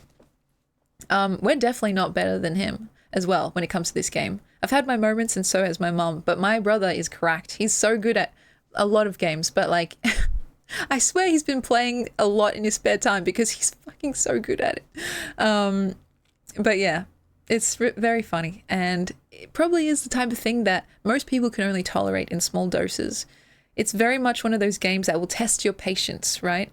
We've had times where we have literally been stuck on a single level for a whole day, and like we've died hundreds of times at the same spot for the same reason, and it's just like, oh! But then when you finish the level, it's so satisfying, and you're just like, oh my gosh, let's do another one, right? And so it's like borderline masochistic in that way. But yeah, maybe his tolerance is a little bit lower. So that's a good theory, Ben, about the small bursts. Yeah, him watching might also test his patience. That's a good point. When you're carrying your team and you're just like, guys, please, I'm begging you. I'm just begging you, jump, just jump. And so not off a cliff or anything, but like onto the next platform. So oh, Martinez, welcome in. And yes, that sense of satisfaction that makes you forget all the trials and tribulations you just went through. And so you're like, yeah, let's do another one. Why not? Let's be naughty. And it's like, oh God, like 5 minutes later, I'm like, oh my God, I fucking hate this game. I'm like, no, I'm sorry. I didn't mean that. I didn't mean that. Like, it's a roller coaster of emotions. Oh gosh. And so, yeah, I haven't played it in a hot minute now. But yeah, I just thought it was so funny how he tried to explain it by saying he played it as a warm-up. So, okay. It's like, yeah, I can't even think of an example. Something that I don't like to do as a warm-up for something that I do like to do. Let me think. Yeah, like I fold the laundry as a warm-up for eating a donut. It's not exactly the same. Not my best work, but you know what I mean? It's just like, kind of just sounds like, you just want to eat a donut, or if you did, you would just do that. Checking your Steam is the only right way. Honestly, I might just, and I'll get back to you guys. I'm always playing games that I don't enjoy in any way whatsoever. That's just a normal thing people do, right? That's literally his argument. And I'm just like, you have free will and you're choosing to spend it playing a game that you don't like. I'm on to you, bro. I'm on to you. Yeah, especially returning to the scene of the crime. Exactly, over and over. So, I don't know. I'll have to actually, like, ask him about it. I want to dig deeper into this. But it's cute, and That's fine. If he wants to play on his own, maybe he's just too sweet to say, you guys suck at this game and it's frustrating as hell being on your team while you guys keep dying over and over again. Though I'd like to believe at least that I've gotten better because I've played a lot. Played a lot of M++. He doesn't like it, he loves it. That might also be true. And so, yeah, I think he's the type of guy to, yeah, try to protect someone's feelings in that way. So yeah, who knows? Maybe I should ask him and like get his official statement for the record, because he's on the bench now. He needs to be cross-examined. But yeah, I might end up hurting my own ego in the process, but the pursuit of truth is worth it. So I'll get back to you guys. Check in some other stream for the update in that regard. But yeah, I forgot what I was talking about. We just like playing games, and my mum, she's a huge gamer. Like, she loves playing this really retro Mario, like, it's not Tetris, but it's kind of similar. It's about it's Dr. Mario essentially, where you have these pills coming down and you have to organize them in such a way, like, is it 3 or 4 in a row that makes them disappear? It's like proto Candy Crush type beat. Not exactly, but you know what I mean. And she plays full-on tournaments with my dad and sometimes my uncle. And when my sister was here with my sister and her partner, and they get so into it, they literally start like trash talking each other, and like, they go from level 0 to level 20 and beyond. And that's like one match for them. And I'm terrible at it. I don't even try because I know I would embarrass myself so thoroughly. I'd have to like skip country, right? But they're like fucking, I don't know, they're Dr. Mario savants, and I'm just like, what am I looking at? The screen is filled with those germs, because that's what, they're kind of trying to get rid of. And it's like, there's literally no room to put anything anywhere, but somehow they complete the level, and I'm just like, what the fuck? And so, yeah, they, my mum and dad, they are very much into their specific games, that is. My dad, he's not really into, the Zeldas and all that stuff, but he does like to kind of offer advice, very much in the realm of like, oh, go check out that thing over there. Go to the waterfall and see what's behind it. And so, he doesn't really like to play, but he likes to kind of backseat game, and I mean that affectionately, because it's more of a collaborative thing when we all have a little game day or whatever together. And it's a very dad thing to do as well, I know. And I think it's kind of sweet, because instead of being kind of uninterested in whatever's going on, he's still trying to be present, and I think that's a nice thing ultimately. So Brendo, this is for you. Ready? Ding! Welcome in. And so my parents are really big into their games.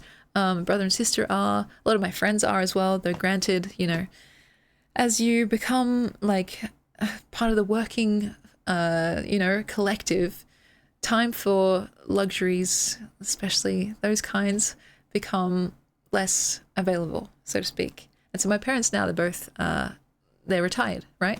And obviously I'm very lucky that I get to do something like this, and I have more free time than the average person. I think that's fair to say. My friends, they're like working, right? Typical 9 to 5s usually. And so I can only imagine how tired one must feel coming home, and it's like, well, now I have to cook dinner and also do the chores and also somehow wind down and have some time for my own self. It means that gaming time kind of shrinks. And we used to do a lot more of it as a friend group when we were in like school, obviously. And then, this is kind of unexpected good thing about the lockdowns, is that we had so much time to just talk to each other on Discord and like game and stuff like that. We played a lot of Raft, which was fun. And we also played Minecraft, classic. What else do we play? I played a lot of tabletop. Like, what's the game called where it's just like, oh, Tabletop Simulator. I was about to say, what's that game called where there's a tabletop simulation? Yeah, that game. And we would just play random games where the real point was just to talk to each other over like Discord while something was happening on the screen in front of us. And Yeah, I haven't done that in a very long time now, which is unfortunate. But the good thing is that our group has kind of transferred that stuff into in-person board gaming sessions, or like philosophy club, or like, other random activities that we do together. And it's quite funny, and I find it endearing that we have like a bunch of different clubs and like group chats and stuff, but it's like basically all the same people anyway, give or take a couple. Like if someone says I'm not actually that interested in, a book club, for instance, I'll be like, okay, but they're in literally every other group chat, and it's just like, surely there's a more efficient way to do it, but I haven't found out that way yet. So it's cute to me, and yeah, I think it's nice because I care so deeply about these people, and I'm lucky that a lot of them I've known since I was like just starting high school, year 7, and now that would be, oh God, over a decade. I can't remember if it's like 12 or 13 years, or probably more actually. Yeah, we should just have a Discord, but I'm gonna be honest, like I don't really use Discord that much, and you guys probably know that, right? It's not really for any reason besides I just don't gravitate towards it. And I'm not sure if my friends also feel the same way, but the thing that I am typically like that's available to me is Facebook, like Messenger, because it's like not really designed for anything except messaging people, quite literally, and so I don't get distracted by the Facebook app itself. I do like that it's an offshoot, and because most people in life, including like old relatives, uncles and aunts, etc., and people that you once knew from school, like most people have Facebook, I would imagine, and so it's a bit easier, a bit less kind of niche than Discord. Yeah, Facebook is for unks. That's real. Like I'm 100% on board with you for that. And that's kind of why I think it's something that I find most convenient, because literally everyone's there. And yeah, when it comes to Discord, it's probably the way better option for specific things, but like, I had to explain to my dad like what Discord even was, and like what a channel was and all that shit. And it's like, I can only imagine that kind of sentiment being repeated in other households and stuff like that too. And my friends, yeah, for me it's just easier to have everyone in one place if I can. I'm an uncle and I use it for messenger purposes. Well, there you go. Oh, and yeah, the AI stuff is crazy. Like on Facebook specifically, I've had to talk to my dad about this. And look, we're not getting into the ethics of AI. This is not what this discussion is going to be about. Okay, so just flagging that. My dad will be scrolling Facebook and he'll just see some random AI video, but my grandma is way worse. Now look, okay, my grandma's like 92, I believe, 92 or 93 this year. So she's old. She's very old. I love her to pieces. She's also very religious. She uses Facebook, believe it or not. And she'll just be scrolling Facebook and she'll see like an AI video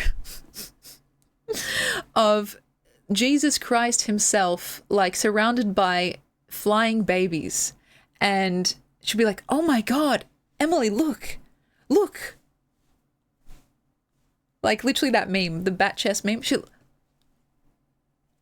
And I'll be like, I don't have really the heart or the audacity to tell her, because first of all, she won't even believe me if I tell her, like, that's just not real, by the way. Jesus Christ, that's not, like, who knows? I don't know if Jesus Christ is real, but that video isn't. Like, it's just, and it's so obvious, like, cartoon, and she's like, oh my God, I can't believe it. I'm like, you really shouldn't. But anyway, I love her, right? I love her so much. And so she's not only uber religious, she also doesn't speak that much English, and I don't speak that much Greek. In fact, I speak little to none. And so it's like, it's the most we can do typically is have casual conversations like, hi, how are you? I'm well, how are you?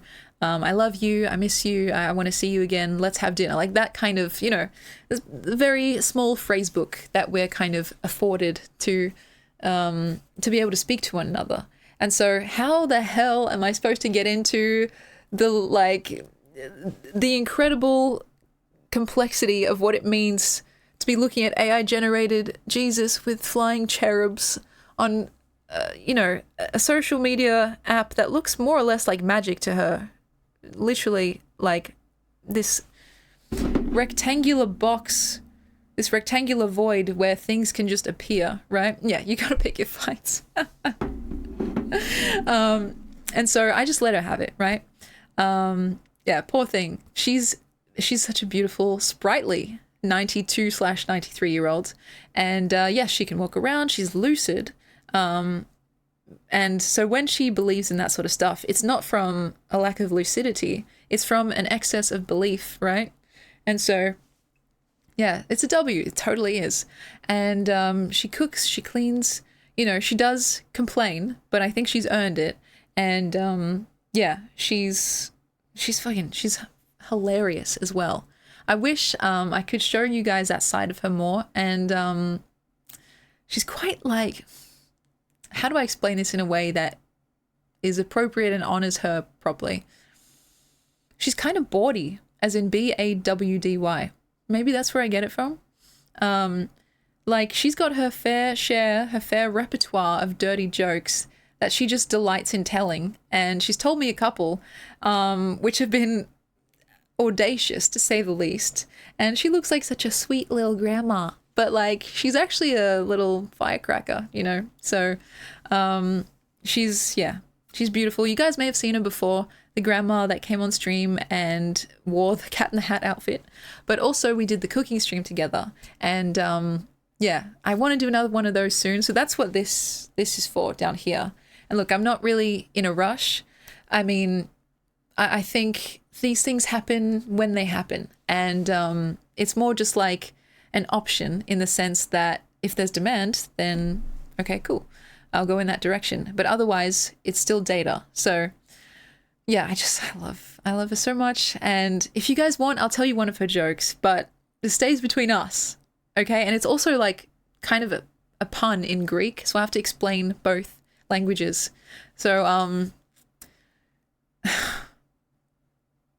God, I don't want to butcher it. I might have to ask her.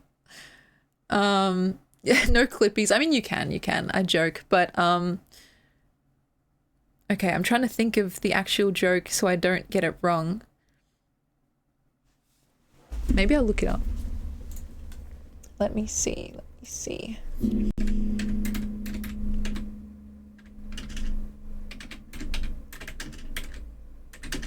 Or I might have to just get her to tell it herself. Oh, she might have come up with this joke because I just Googled it and I can't find it. So, she'll have to tell you herself and I'll have to get my mum to translate.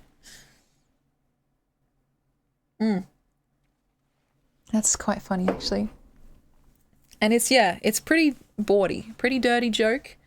She's like just shameless about it.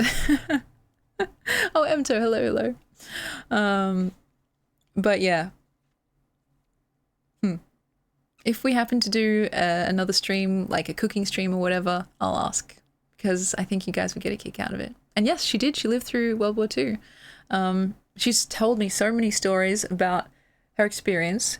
And Emto, I mean, Martinez. Well, I should say everyone in the chat.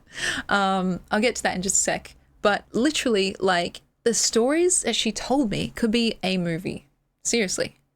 Like, she has told me cinematic, like, what's the word when you're like clutching onto your nearest available thing because it's so gripping. She's told me those types of stories. She told me sad stories that would have you in tears. I can tell you one. I mean, I don't want to get too into the weeds because it is kind of, I mean, most of it is kind of depressing.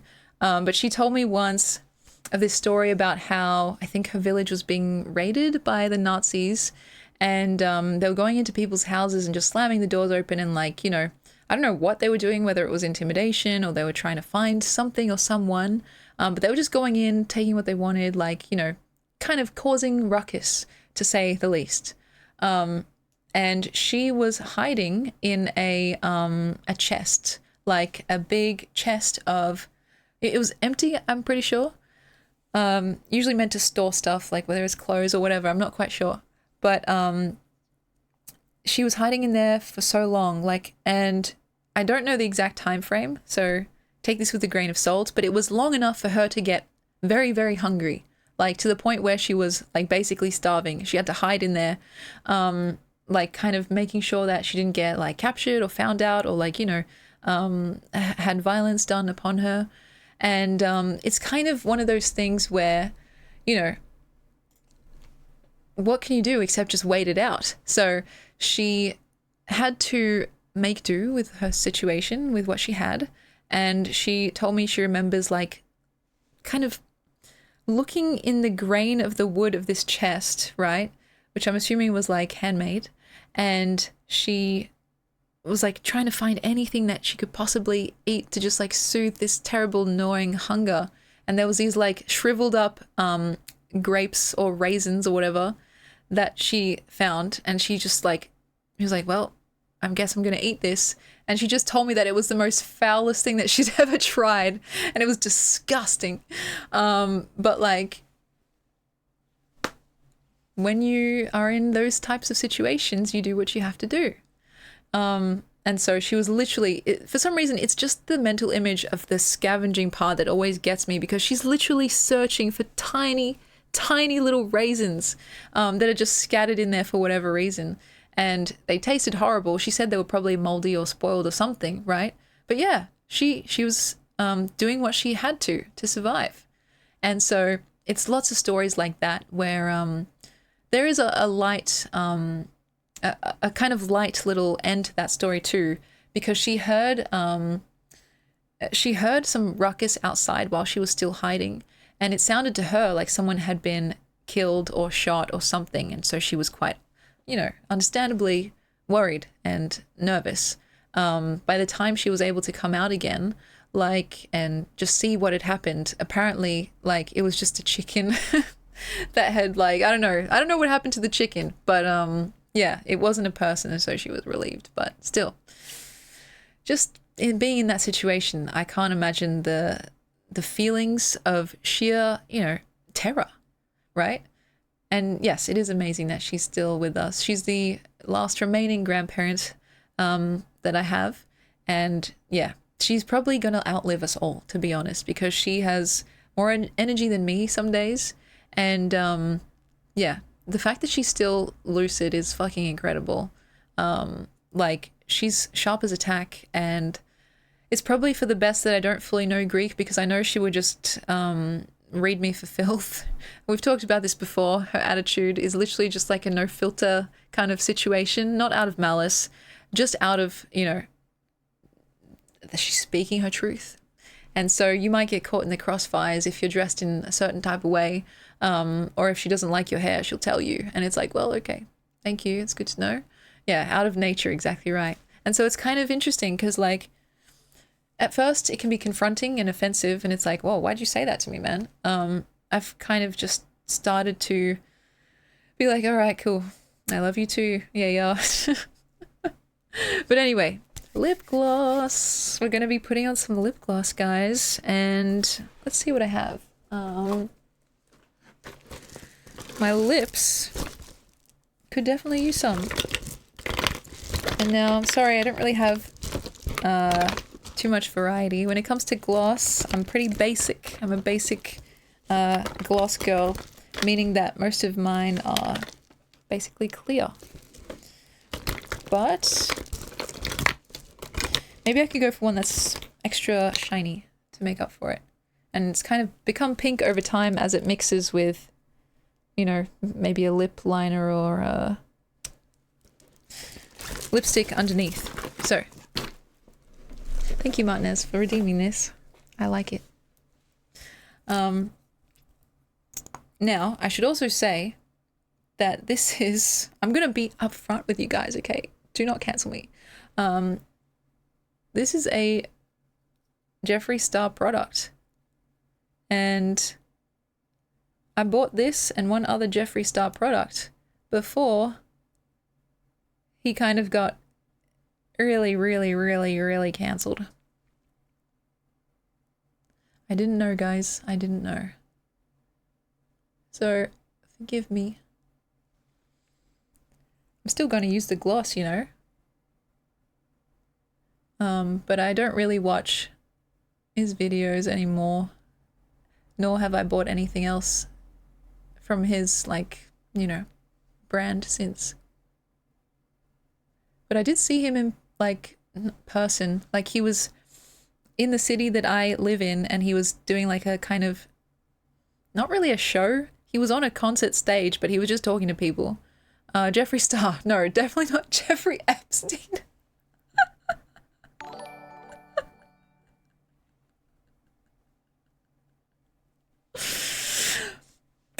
That's crazy work. That's hilarious. And so that's hilarious. If it was Jeffrey Epstein, imagine me being like, yes, I know that he was kind of like, you know, a bit controversial, but he makes some pretty cool lip gloss. Like, whoa, that would be way out of line. Jeffree Star is definitely a problematic figure, but at least his problematic nature is more to do with his, I don't know, his drama, all the drama that surrounds him and stuff like that, and not convicted sex crimes. But yeah, so he was like doing a little meet and greet thing. Yeah, not like pure evil, exactly. Thank you. Took the words right out of my mouth. And because he was doing a meet and greet, there were excuse me, what the hell? There were like little shops, like pop-up shops set up with his products, and the line was incredibly long. I'm not gonna lie, I did kind of give in to peer pressure a bit, and so I like just got in line because I was like, what's this all about, right? And by the time I got to the front, all the products were really expensive, and so they had massive kits of like, you know, 50 lip glosses and stuff like that and other makeup stuff. But I was like, shit, okay, I'm just gonna get like one or two. I think my auntie was with me and she got one as well. And so yeah, I kind of caved and gave into the peer pressure. And I think it's kind of cute. And yeah, nowadays I feel very like, I have mixed feelings whenever I look at this and the one other, I think it's a, what is it? A velvet lip lipstick? I'd have to look for it. But yeah, I'm just like, I don't know, should I throw these out? But no, that would be worse because then I paid him and then didn't even use it. So, yeah. Yeah, he's kind of, I don't know if he fell off or what, but I don't watch his videos anymore. And to be honest, I don't really watch that much YouTube videos anymore, besides Sea Lockets, of course. Because I know myself and I know how easy it is to get lost in a YouTube rabbit hole. And, yeah, I don't know the guy. And to be honest, I, mostly if I'm on YouTube, I'll be watching shorts because, like, yeah, I feel like I just want a quick check-in. But then again, it's also easy to get down that rabbit hole. So I just try and avoid it if I can. Also, I should say, I don't know if I've mentioned this before, but I think I have. I feel as if I may be a kindred spirit with Theo Von, who I see all the time whenever I'm just browsing shorts. He is a unique individual on this earth, and again, I don't claim to know about any of his affiliations. Just purely based on the stuff that I've heard come out of his mouth, I feel like we have similar operating systems. You know what I mean? The way that he talks is so funny and so endearing, and like, yeah, I just wanted to put that out there because he's hilarious. He's fucking hilarious. And I think that is the, I don't know, the magic recipe for when it comes to the type of person that I'm interested in. I don't just mean like, you know, romantically or whatever. I mean like in terms of making friends or like people that I'm fascinated by. if someone has an interesting mind and phrases things in a very unique kind of way, like, I'm just like, I want to listen more to what you have to say. And so, yeah, he's hilarious. And I have literally, like, laughed so hard that I've cried when watching some of his videos, as in, like, the little clips of him that I've seen. And he just seems very genuine too. Yeah. Like, I don't know. He's got some level of earnestness, almost like a boyish kind of charm. And I think that's really cute. So I'm just putting that out there because really now that when I go on YouTube, it's like all Theo Von stuff because I keep watching that exact thing. And yeah, I don't know. I just think he'll just sometimes say the thing before he's had a chance to think about it. And make no mistake, I do think he's actually very, very bright. He plays up, in my opinion, the oh, you know, isn't it crazy that I just said that thing without realizing how funny it is? Like, I bet he knows how funny he is. At least with some of the stuff he says. Other times it probably does just come out like so naturalistically because that's just how he is, right? But he is quite understatedly clever. Like, his work is so good that it seems invisible, but maybe it's just because his brain is like specifically geared towards or like engineered to respond to comedy and like comedic timing, comedic construction. But he's doing stuff that's actually quite proficient when you analyze it as if you're analyzing a text, right? As in like a poem or a page. And so, yeah, I think he's an interesting guy, and it's very interesting, especially to see how one can make something look so natural, or have it be actually genuinely natural while also simultaneously being technically very skillful. So the lip gloss does look good. Thank you very much. I appreciate that. And I'm sorry guys that my camera isn't that great, but hopefully you can see it. There's a kiss for all of you. Anyway, yeah, Theo Von, he's a treasure. I think the world is definitely better with him in it. And some of the stuff he says, man, is just audacious as hell. I would show you guys, but we'd go into a whole other rabbit hole. So, a whole other rabbit hole. Maybe some other time, I don't know. But yeah, I can relate to that feeling of just saying something potentially random or like to have a thread that you pull on and it ends up in some other place entirely, or to say something that you think is normal and then people around you just start laughing and it's like, well, I didn't really mean that to happen, but at the same time I'm glad that this outcome has occurred. And so yeah, I don't know, I love his work, that's all I'm gonna say. And yeah, it actually makes me think maybe I should do more like interview style stuff, because I know he has his different stuff going on, but when he has someone to riff off of, that's like even better, because someone can play the straight man or like just be there to react, and that also creates its own comedy. So yeah, I'm gonna invite him on this show, guys. So next stream, it's already planned out and everything. He's gonna be he's gonna be here talking to me about poetry.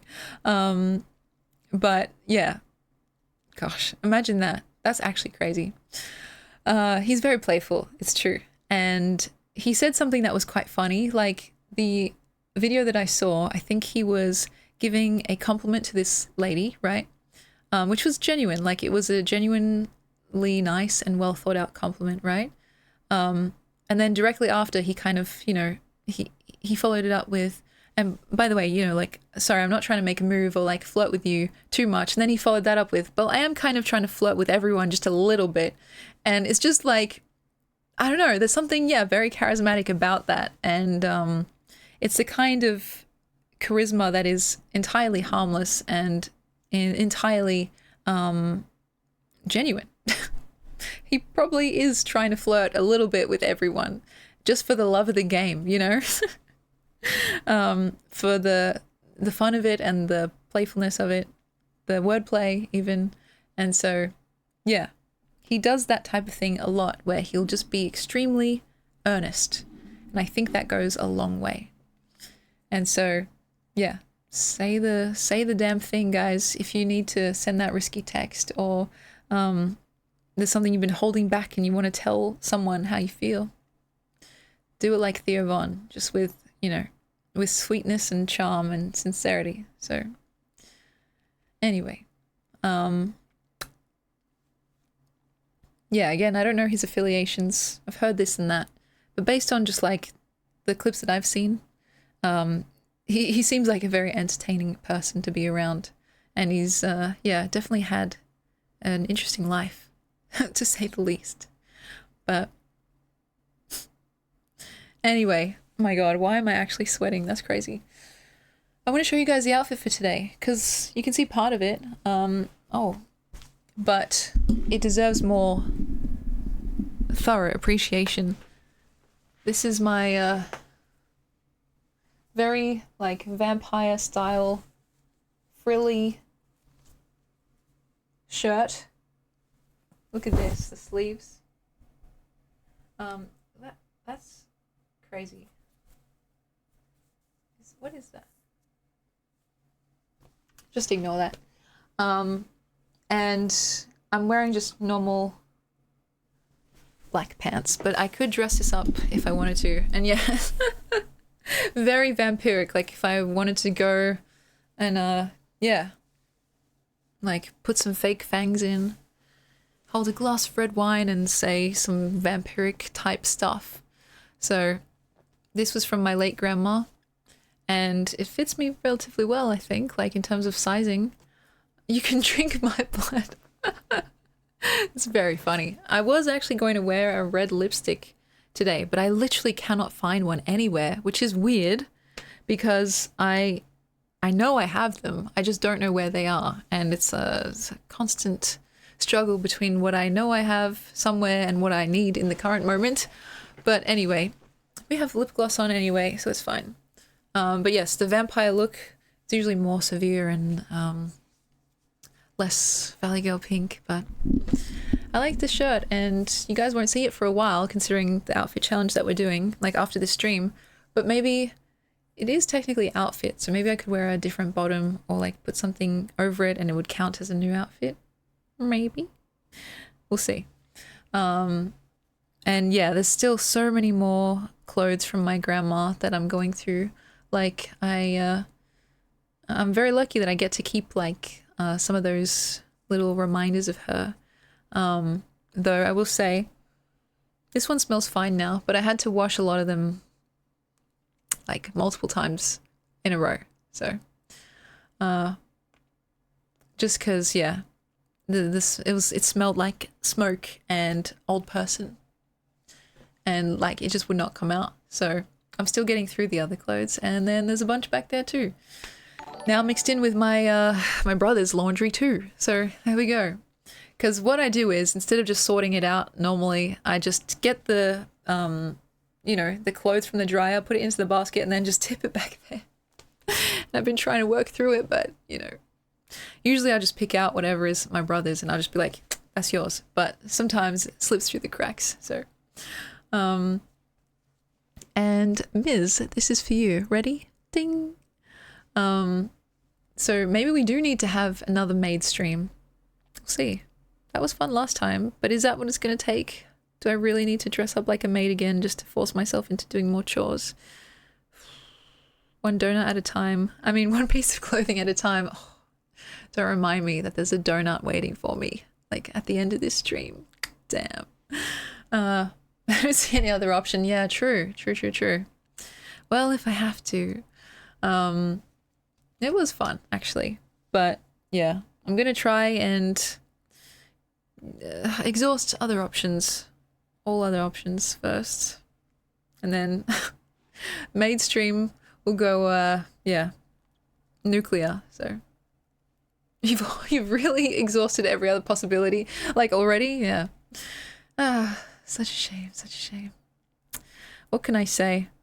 I mean, I did actually buy that maid costume for, you know, for good use, not just for a once-off thing. technically I've worn it twice now because I wore it to the party and then I wore it on stream. Even though it was like $5 for the dress, everything else, like the accessories, actually added up. So, got to get my money's worth. Convincing myself in real time to dress like a slutty maid. You heard it here first, folks. We'll see. No promises. I really want to get to some more event stuff though. Like I want to have friends on, which, you know, I keep saying that. It's just hard because especially this weekend, it's a long weekend here actually, but a lot of my friends are going to a music festival for the long weekend. And so I'll miss them very much. But yeah, the next time they'll be free is probably the weekend after that. And so it's tough. But how much did the maid suit actually run you? Gosh, like I said, the dress was $5, but then I had the headband, the collar, the little feather duster thing, which is here, the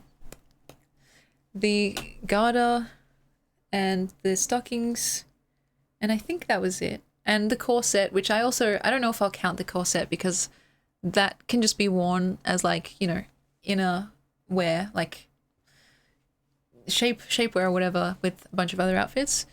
But probably like, I don't know, $100. Probably. So, yeah. I don't know. Did we get our money's worth? Probably. Still. Oh, God. I need to get my spiritual money's worth, if that makes sense. The price of my dignity.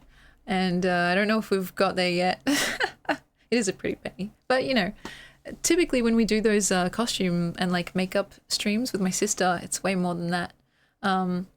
When I like have her on, especially if we're doing a big involved cosplay, I'll try my best to like, you know, pay for as much of the materials and stuff as I can.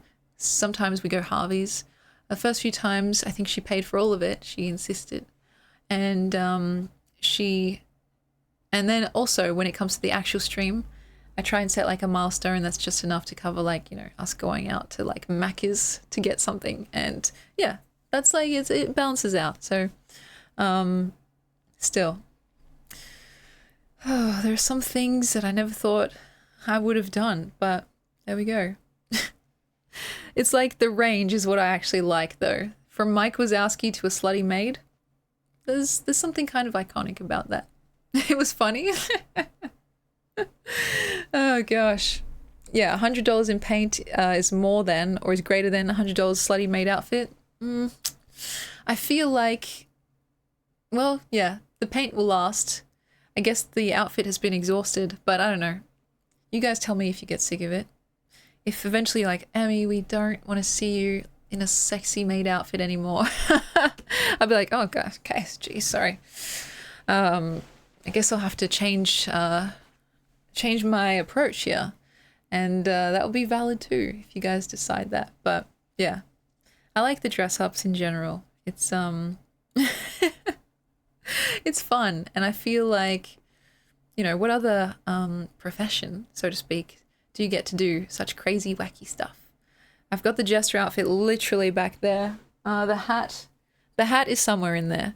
And God, I'm not kidding. I will do the full-on jester costume if you guys tempt me too much.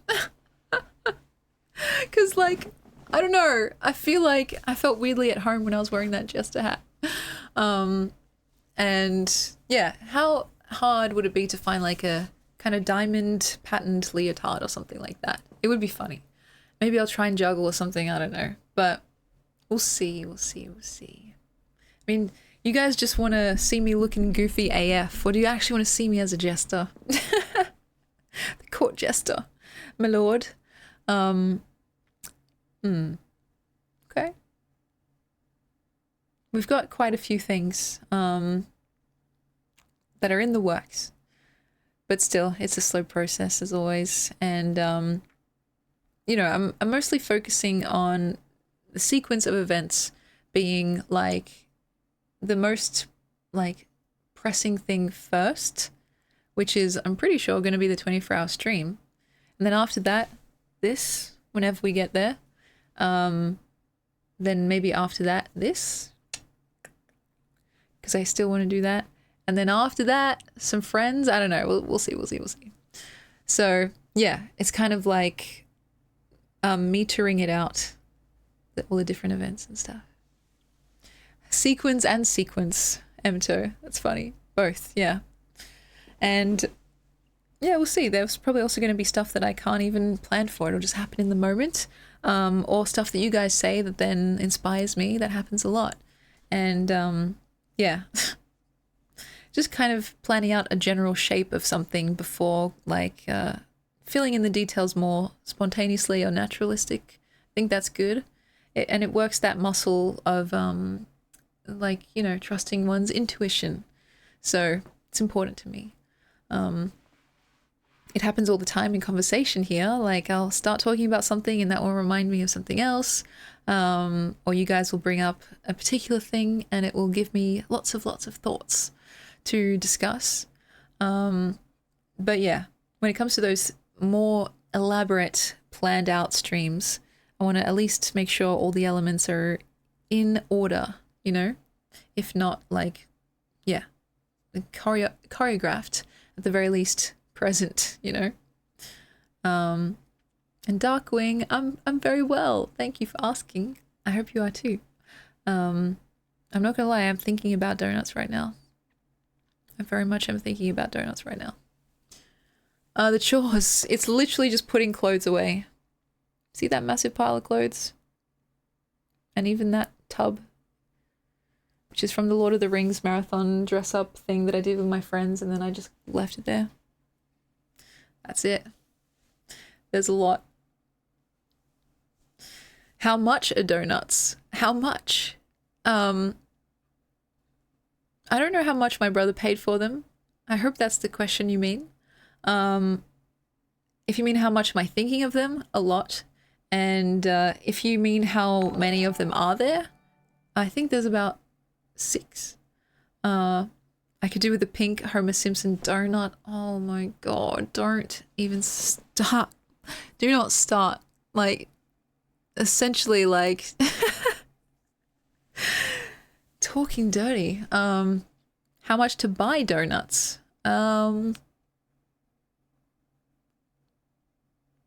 general? I mean, they exist. Like, they're in my house. So, they're here. And available. One of those picturesque donuts. Can you... behave yourself. It would really hit the spot though, I'm not gonna lie. Oh god. Warm cinnamon. They're actually the iced, like, iced and sprinkled ones, but yeah. After stream. Maybe. I can't say no when it comes to donuts. Yeah, the Woolies ones, that's right. My brother got them and I'm just like, dude, yes. We're on the same wavelength, you know. But anyway, sorry. If I start thinking about food, my train of thought will derail entirely. I didn't actually have dinner because I wasn't really feeling that hungry. And then so sometimes, depending on, you know, just random circumstance, I'll get hungry randomly midway through the stream. And I just be like, you know what? We'll address that in a bit. But yeah, I've had many midnight dinners, which is in a way a nice little wind down because I typically am quite hyped up after stream. So it's like not a great time to be eating dinner, but it's yeah, it is what it is. The schedule that I have come to accept, if not enjoy a little. So anyway, I think we're having salad, or at least I think my brother had a salad before, and that's what I'll have after. So food, to recenter ourselves, and so I don't completely start drooling like Homer does when he thinks of donuts, I think it'll be a good time for our affirmations. So for anyone who's new, This is something we do once per stream at least, you know, if it's up to me, maybe we do it for more, many more times, but I think once is enough to have, you know, therapeutic effects. So it's a little collection of phrases that I think everyone deserves to hear regularly and often. So not from me, by the way. I mean, in a way, partly, but I took them from Amy Walker, and she is the genius behind them. So that's our little script there. I'm gonna read it to you, and yeah, without further ado, it's my pleasure to tell you, yes, yes, you are ready, you are equipped, you are connected, you are unique, you are gorgeous. You are loved, and my personal favorite, you are alive. So thank you for being here with me in this stream, but way more importantly, for being here, like, on this earth in general. I think it's not always easy, but it's always, always, always, always important. And, you know, the world is better with you in it. Definitively, I can say that. And yeah. There's a link to that video, and hopefully I spell it right, affirmations. Darkwing, you can get a free no sub required. I don't know if I have the full-on accent though. Like, the people do the meme where it's like, no, oh my god, no. But my accent appears to be at least a little bit milder than the typical, like, you know, Steve Owen one. But yeah, no sub required. Like, I think, yeah, it's fine. It's a word. It's I would prefer it to be more friendly than transactional. But anyway, yeah. Oh, well, there we go. That's okay too, as long as it was your own free will. I would have told you anyway. So, Michael, welcome in. I missed you too, my friend. I hope you're doing good. And what else was I gonna say? Was it about Amy Walker? Maybe. But yeah. Oh, I think I was gonna say, yeah, it's funny to, like, have a request to say the word no and then go straight into saying yes. Maybe it's just like, you know, the universe playing a little funny trick. But you get the best of both worlds. So, yeah. Is my accent that strong?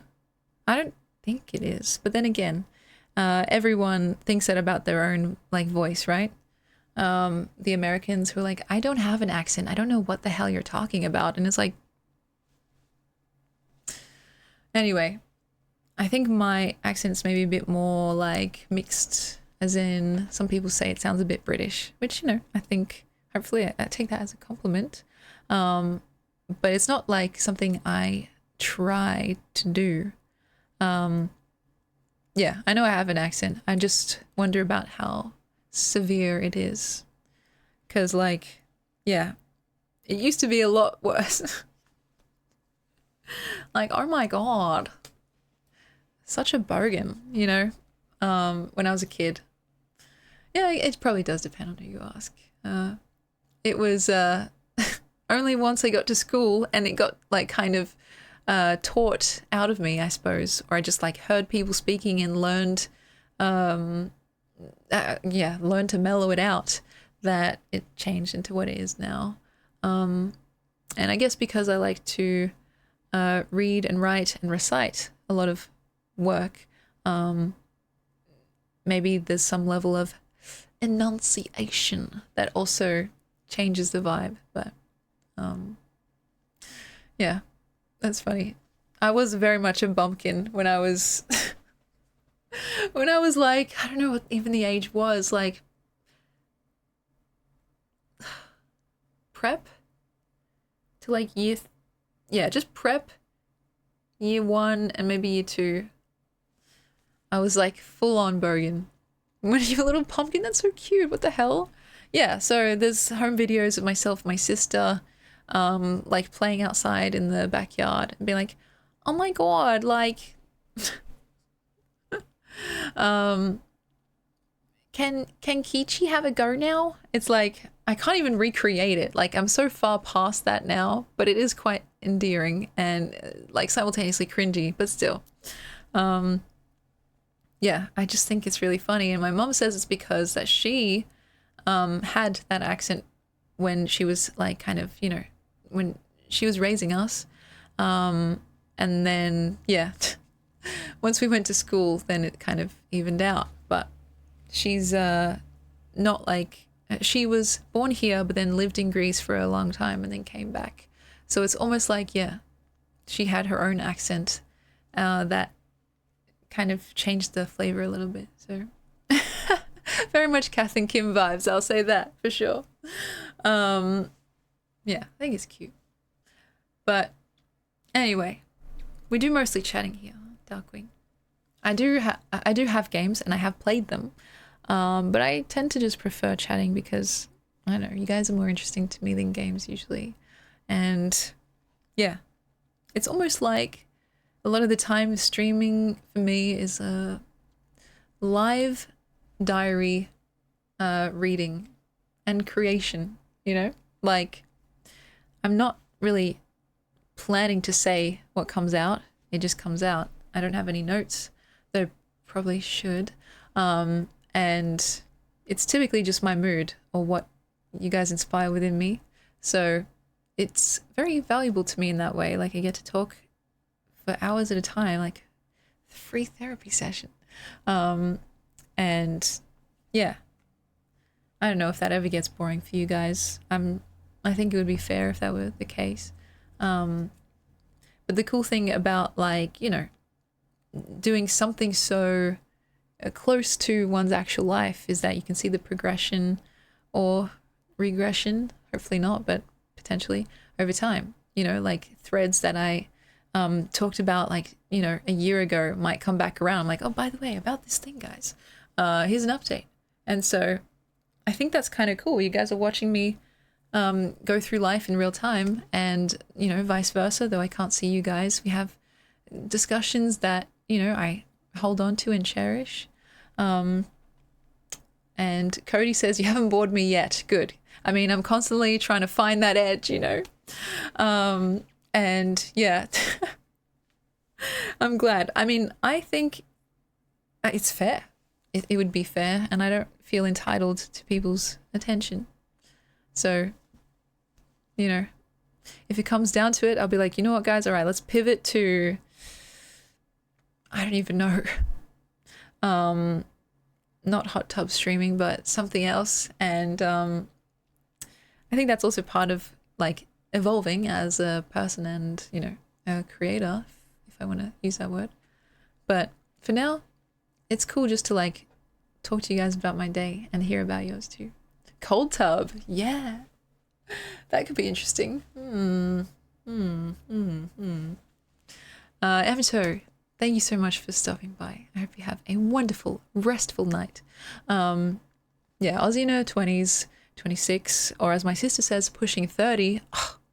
Likes to talk to the void. Yes, hoping people talk back. That's literally, it should be my tagline. I just feel like, I don't know, I get so much out of this. It kind of supersedes, I don't know, the typical stuff that I see on Twitch. And so it works for me, you know? Don't worry.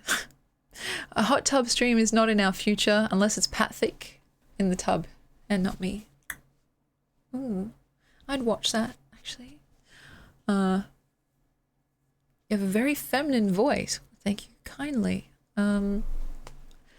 That's an interesting word to use. I guess I never really thought about it. A strong level of emotional awareness that is ear-catching to my brain.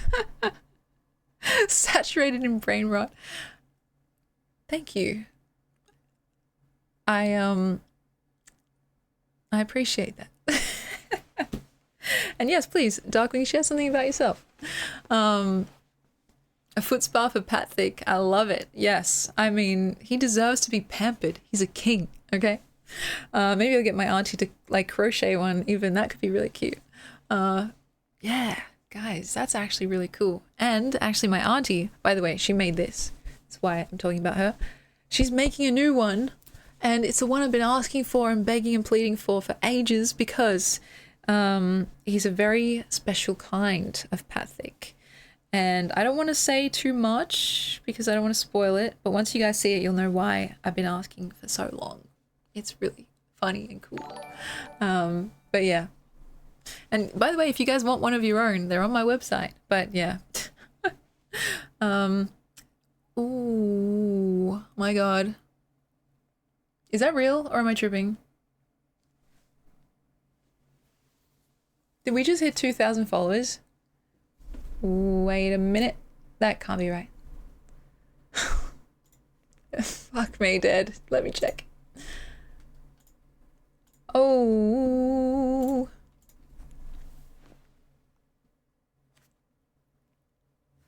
We did. Oh my goodness. Oh shit. First of all, oh my gosh, that's so cool. Thank you guys. I'm actually genuinely like starstruck. And yeah, you know what that means. The 24-hour stream. We're gonna get into so much trouble. I mean, it's not happening right now, but it will happen in the near future. Holy fuck, I have to get prepared for that. Okay, okay. Holy shit. That's so cool. Huh. Happy March, yeah. Happy March, guys. And Darkwing. Let me see. I'm older than you. I'm American. Very cool. A gunsmith. That's fucking cool. Sell firearms. Controversial. No, that's fine. That's very normal. And have a gun range.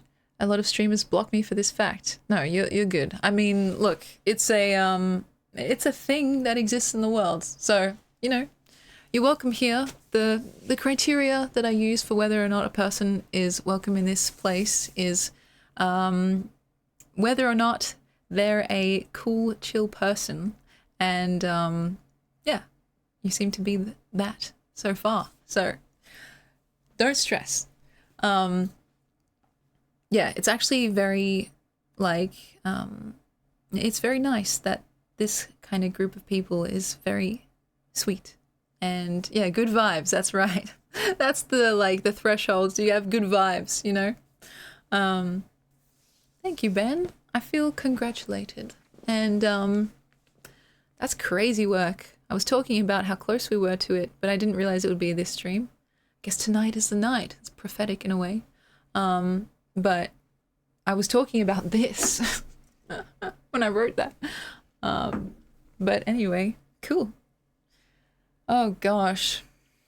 Now I just need to finish this and then we'll have a 24-hour marriage stream. Oh my god. Yeah, it's lined up. That's cool. Gosh. All right. 2,000 people have followed this channel. You guys are crazy. I appreciate you all. And all I can say is 2001, baby. Oh my god. We're heading straight to a milli. Okay, sorry. I should not get ahead of myself. I'm very grateful is what I was going to say. And I don't take it lightly, you know. It's my hope and my goal to do right by you guys. And like, you know, just keep moving in the direction that I think we all want to move in, which is in pursuit of good feeling and creative encouragement. And yeah, I feel like, you know, we've got a really solid group of people here, so I'm grateful. So, yeah. I'm not going to get emotional. That was last stream, which was really random. I didn't plan for that. But, you know.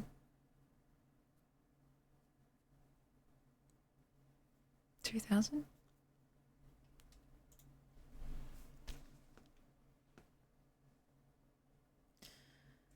What happened last stream? Ugh, we were just talking about some deep and meaningful shit, you know how it is. No, I'm being like, I'm being impish, but we're talking about our loved ones, spending time with them when we can, while we can. And so, yeah, I think it was just a combination of things probably. I was like, just, yeah, waterworks. Oh, and Darkwing, you're absolutely right. See, sometimes I forget, and a few streams ago, I forgot, and I was like, oh my god, guys, I'm so sorry. I doubled it in response. So, let me do that. And yeah, remember guys, you have the power to turn this into an impromptu chorathon. Though I'm not wearing a maid outfit today, so maybe that's not what you guys want to see. Is that so? But you get to see this, which is cool. Like, T-pose. What else is here? Let me see.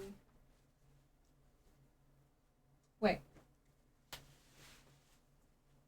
Have I shown this on stream yet? Look at this. Pink with polka dots. And, yeah. Interesting color. Ooh la la. So I'm gonna hang this up. One sec.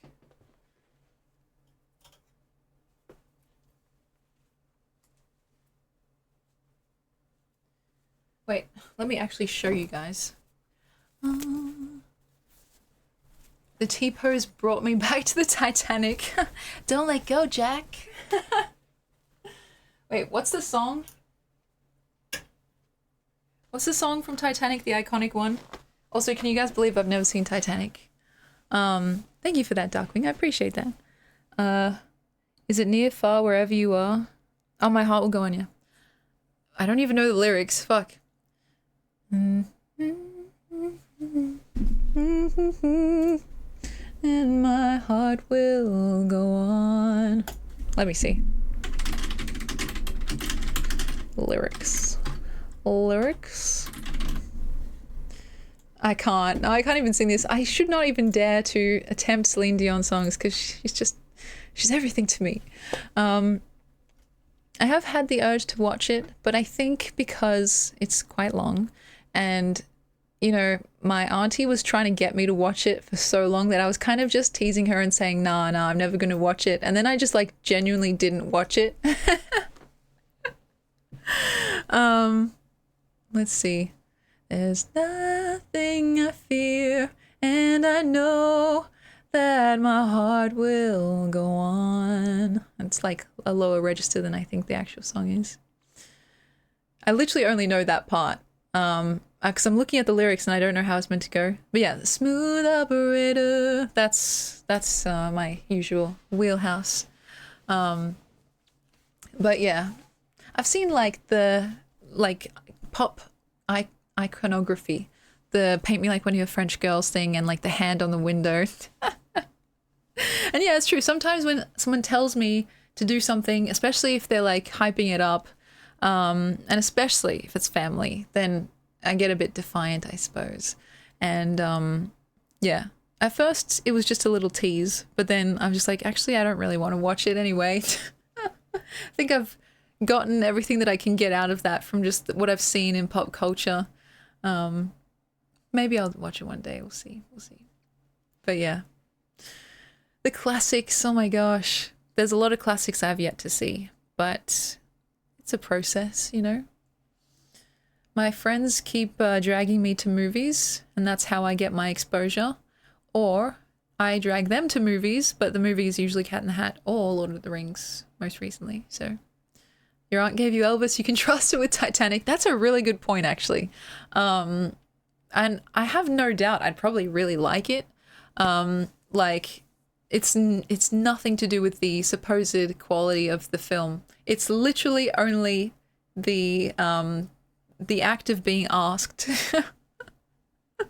Oh, don't watch it. That's a good one. That's like, yeah, the reverse psychology. I'm not above it. I'll have to inoculate myself somehow because, yeah, if my auntie learns that trick, then she's gonna be literally like, being able to make me do anything. So, no point though. The memes are now near, far, wherever you are. I will always, whatever the words are. It's terrible. It's terrible. Don't watch it. All right. Okay. I'm watching it right now. But yeah, I love Celine Dion. Maybe I should just watch it for that. I fucking love Celine Dion so much. Like literally, girl, I would go to war for you. But anyway, that's besides the point. Is it just that one song of hers that's in it? I mean, I know there's other songs in it, but like, yeah, I guess that's the main one. Nothing I fear. I believe that my heart will go on. That song was so nostalgic to me. Then some guy at work sang it in a hilarious way, and now that has replaced my nostalgic love.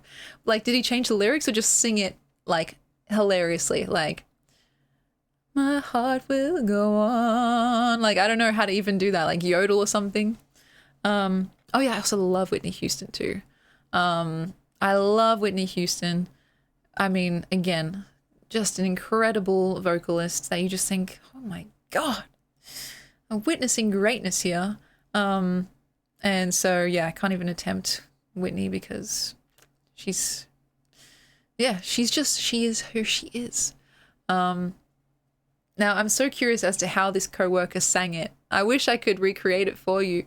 Like, every I don't know. Sorry, that was horrible. Something like that, or just like, yeah, being silly, doing a silly voice. My heart will go on. Okay. Operatic. You should have seen them both live in person. I wish. Literally, like, I wish I could have seen, or that I could see, present day, some artists like, well, this might be kind of dorky, but Duran Duran, they're alive. I don't know if they'll be in Australia anytime soon, though. Of course, in the past, Elvis. In the past, like Amy Winehouse.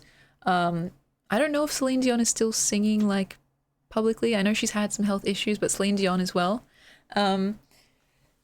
Excuse me. That was a sneeze, but I don't know what that was. Yeah, also George Michael, actually, too. He's passed away now, but my auntie really loved him. She actually cried when he passed away. And I was like, damn, I didn't know you were such a fan. And she's like, yeah, he's so good. Thank you, Allegra. And who else? I actually got to see Hosier live, which was incredible. I heard some songs for the first time that I previously had just skipped over. And then I'm like, this is actually a banger, what the hell? And it became one of my favorites. And besides Hosier, I haven't really seen many artists live. And I've described this on stream before. It's because, like, I am a very sensitive and kind of temperamental person, in the sense that, like, if I'm standing for too long, I get irritable. If I'm crushed in between a bunch of other people, I get irritable. You know, it's like, it's a very delicate ecosystem. And so for me to actually put myself in that line of fire, I have to really, really, really like this artist, right? And so the only people that I could see myself doing that for is basically the people that I described just then, and Elvis. So, yeah. It's a rare thing. Like, even if I like an artist, but I don't love them to the point of, like, yeah, I'm willing to, like, do anything, you know, I'll just be like, oh, they're touring, that's cool. That's not for me, though. Like, you know, I have various artists that I think are cool. Like, you know, Sabrina Carpenter, I guess. Other, like, random pop figures that kind of enter the zeitgeist for a bit and kind of take over, right? I like them. I like their work. I think their songs are cool and catchy. I think they're good performers and stuff. Dua Lipa is another one. But it's like, even Miley Cyrus, and I think she's pretty good. I wouldn't really go to the actual concert itself, right? If it was someone like Hosier again, then yes, I would go. Because he's like basically my top living artist. If it was Elvis back in the past, hell yeah, I would go literally every day. But yeah, concert going for me, I know lots of people love it, and lots of people love festivals as well. But I'm just like, damn, it's exhausting, like bodily. And I don't know, there's something about being in a massive, massive group of people like that, which is like, I'm not agoraphobic, so it's not anxiety inducing. It's just like annoying, if that makes sense. Like, I want space. I want to be able to spread out. I don't want to be crushed up against someone that needs more deodorant, you know. That's kind of, you know, it's pretty candid to say that, but yeah, it's real. And there was one time where I went to a concert. I was kind of brought along, to be honest. Not that I have anything against this artist, but Ed Sheeran. He's actually touring here now, but I meant way back when. I think this was over 10 years ago he was here. And like my sister was a really big fan back then. I don't know if she still is, but yeah, so my whole family went, besides my dad, I'm pretty sure. And there was a girl standing in front of me and like my sister or whatever. She was really close. Like, you know, when you're at a concert, you're like this close to people. And I could literally see head lice in her head crawling around. And I was like, oh my God, I have to get back. And so, yeah, it's just like one of those things where it's like, I need a bit of a personal bubble. Yeah, it's bad, right? Oh, God. And like, I was just like, are you seeing what I'm seeing? To myself, like giving her a look, right? And then literally, I was just like slowly but surely kind of like moving back and back into the, you know, further rows of the crowd. And so, yeah, I just don't want to be in those types of situations if I can help it. Or, you know, who knows? If it were Elvis, maybe I would risk it. But I would try and just be like, you know. And yeah, not to just like to mention the bodily component. It's exhausting standing on your feet for hours. And it's not just the concert. Like if you want to get a good spot, you usually have to like wait in line beforehand for hours and hours. And so, yeah, I'm just like, I don't know, maybe I have like the old person mentality. So, during school picture day years ago, I saw a student with an evil grin pick lice out of her hair and put it in a boy's hair. Oh my God. That is fucking crazy work. And that, like, you need to check on her. Like, was she in the news anytime recently? Because, like, that is the type of thing that is like the beginnings of a documentary, like the red flags that we should have caught up on, you know? That's fucking crazy work. Oh my God. Yeah, I've never seen anything that like malicious, like choosing to do such a thing. And look, I don't think she probably even knew the like full on extent of what she was doing if she was like a young girl, but damn.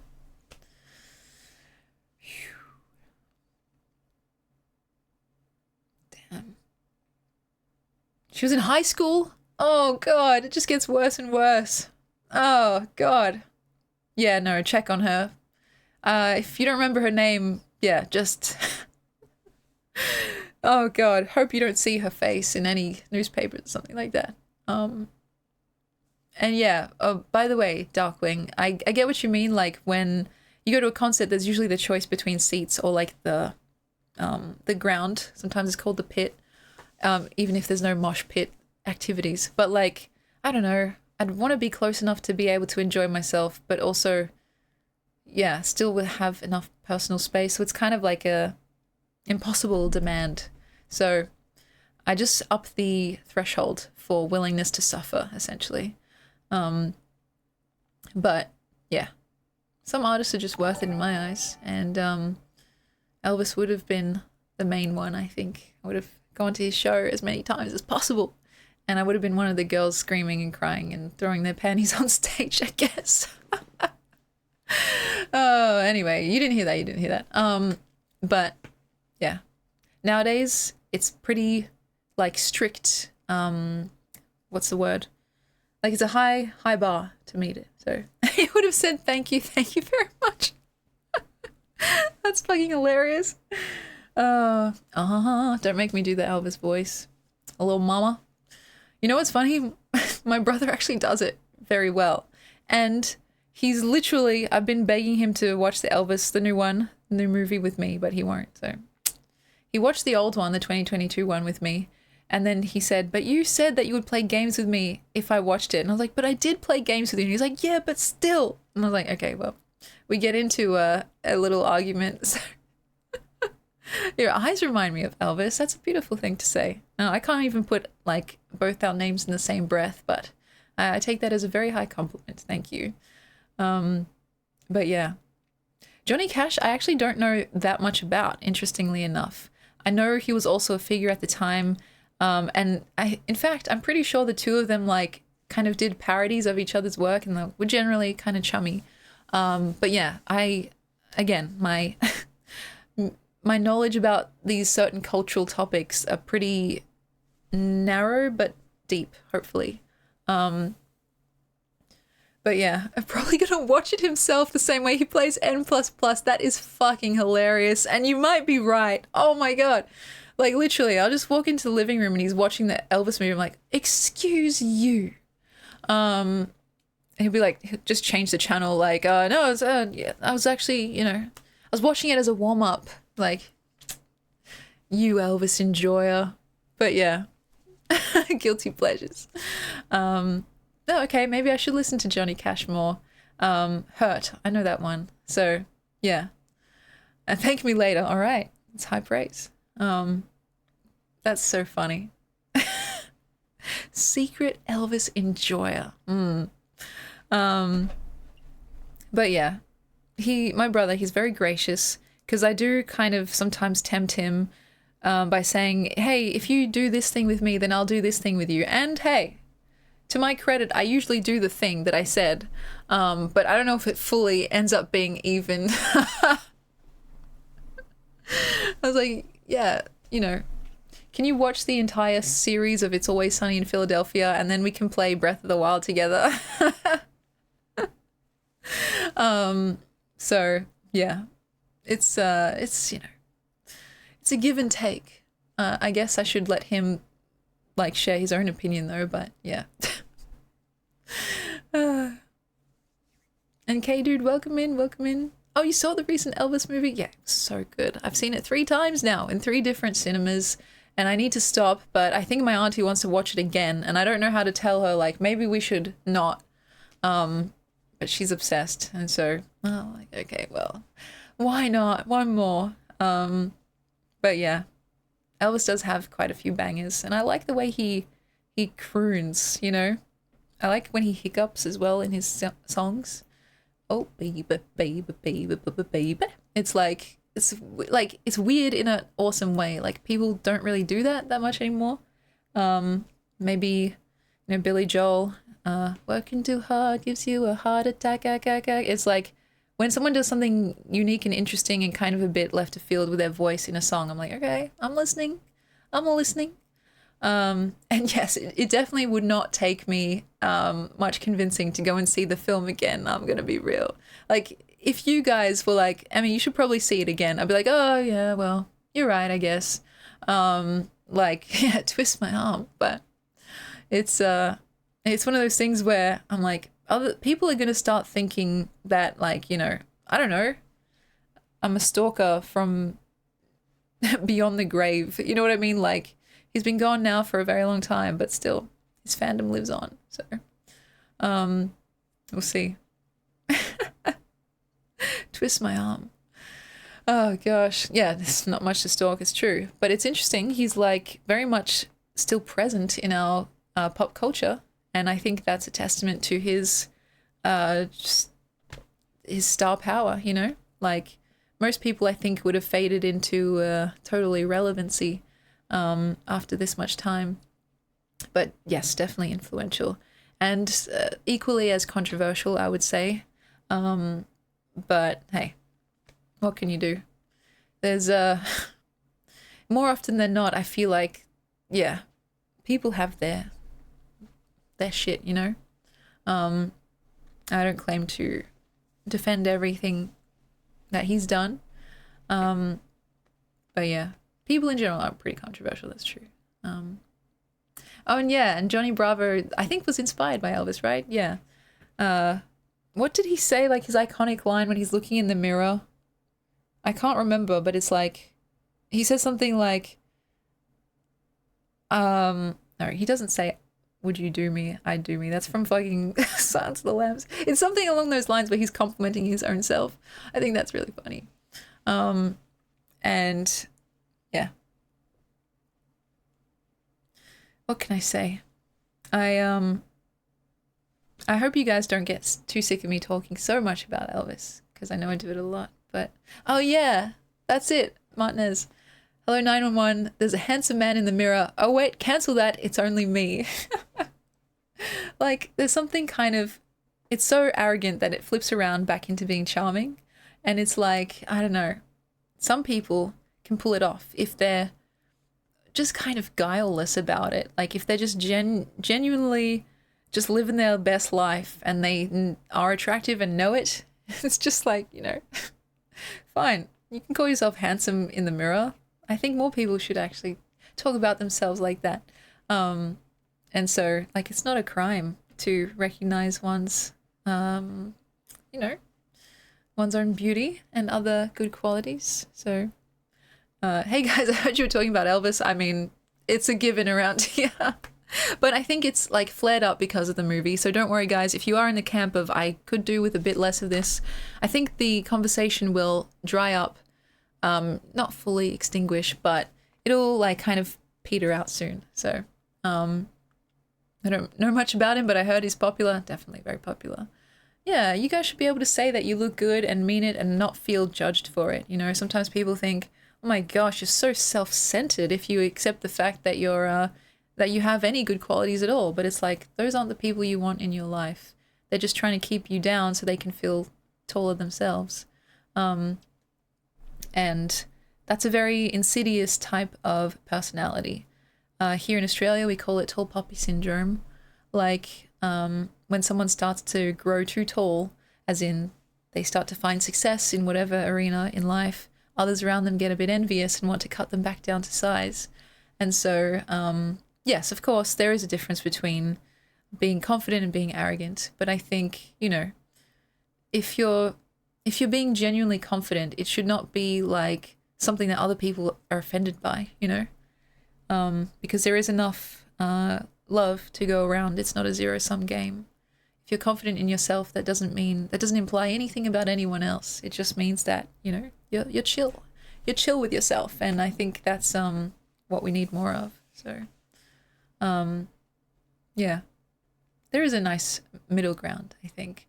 And yes, it's a particular style that I like, when someone can be simultaneously confident and humble. Elvis did it, I think, quite well. Because obviously when you look like that, it's kind of just inevitable that you recognize how hot you are, right? And I think, you know, he saw the effect he had on people, right? He saw girls fainting and just like losing themselves because they just loved him so much. So like, how can you not like reckon with your own beauty in that scenario? But he was still humble, you know, not always, but I think when it counted, and that's important too. So, I hope that makes sense. And there's no real like step-by-step recipe for it, but it just takes practice, you know, like most things. I'm not fully comfortable with myself. That should be abundantly clear. Like, I spent a decent chunk of this stream trying to fix my own hairline, right? But you don't need to be completely like, you know what, I have no insecurities whatsoever. I think the point is more to be like, you know, this is who I am, offered up in truth. So, at least you have a while to get comfortable. That's a beautiful thing to say. Thank you, Ben. I hope so. And yeah, that goes for all you guys too. It's never too late to start just being like, you know what, here I am. This is it. And it's a work in progress, but I'm doing my best. So, Um, yeah. Yes, we definitely are our own worst enemies. Like, it's something that I notice in my friends where they just say something about themselves. I'm like, I wish you could see yourself the way I see you. You beautiful individual.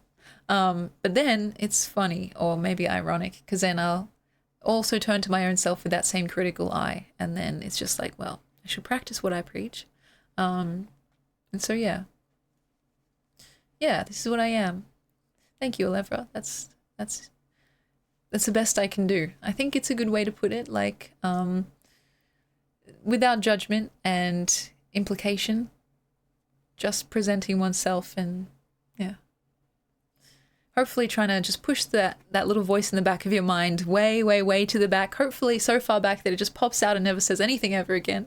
But yeah, it's easier said than done. I totally recognize that.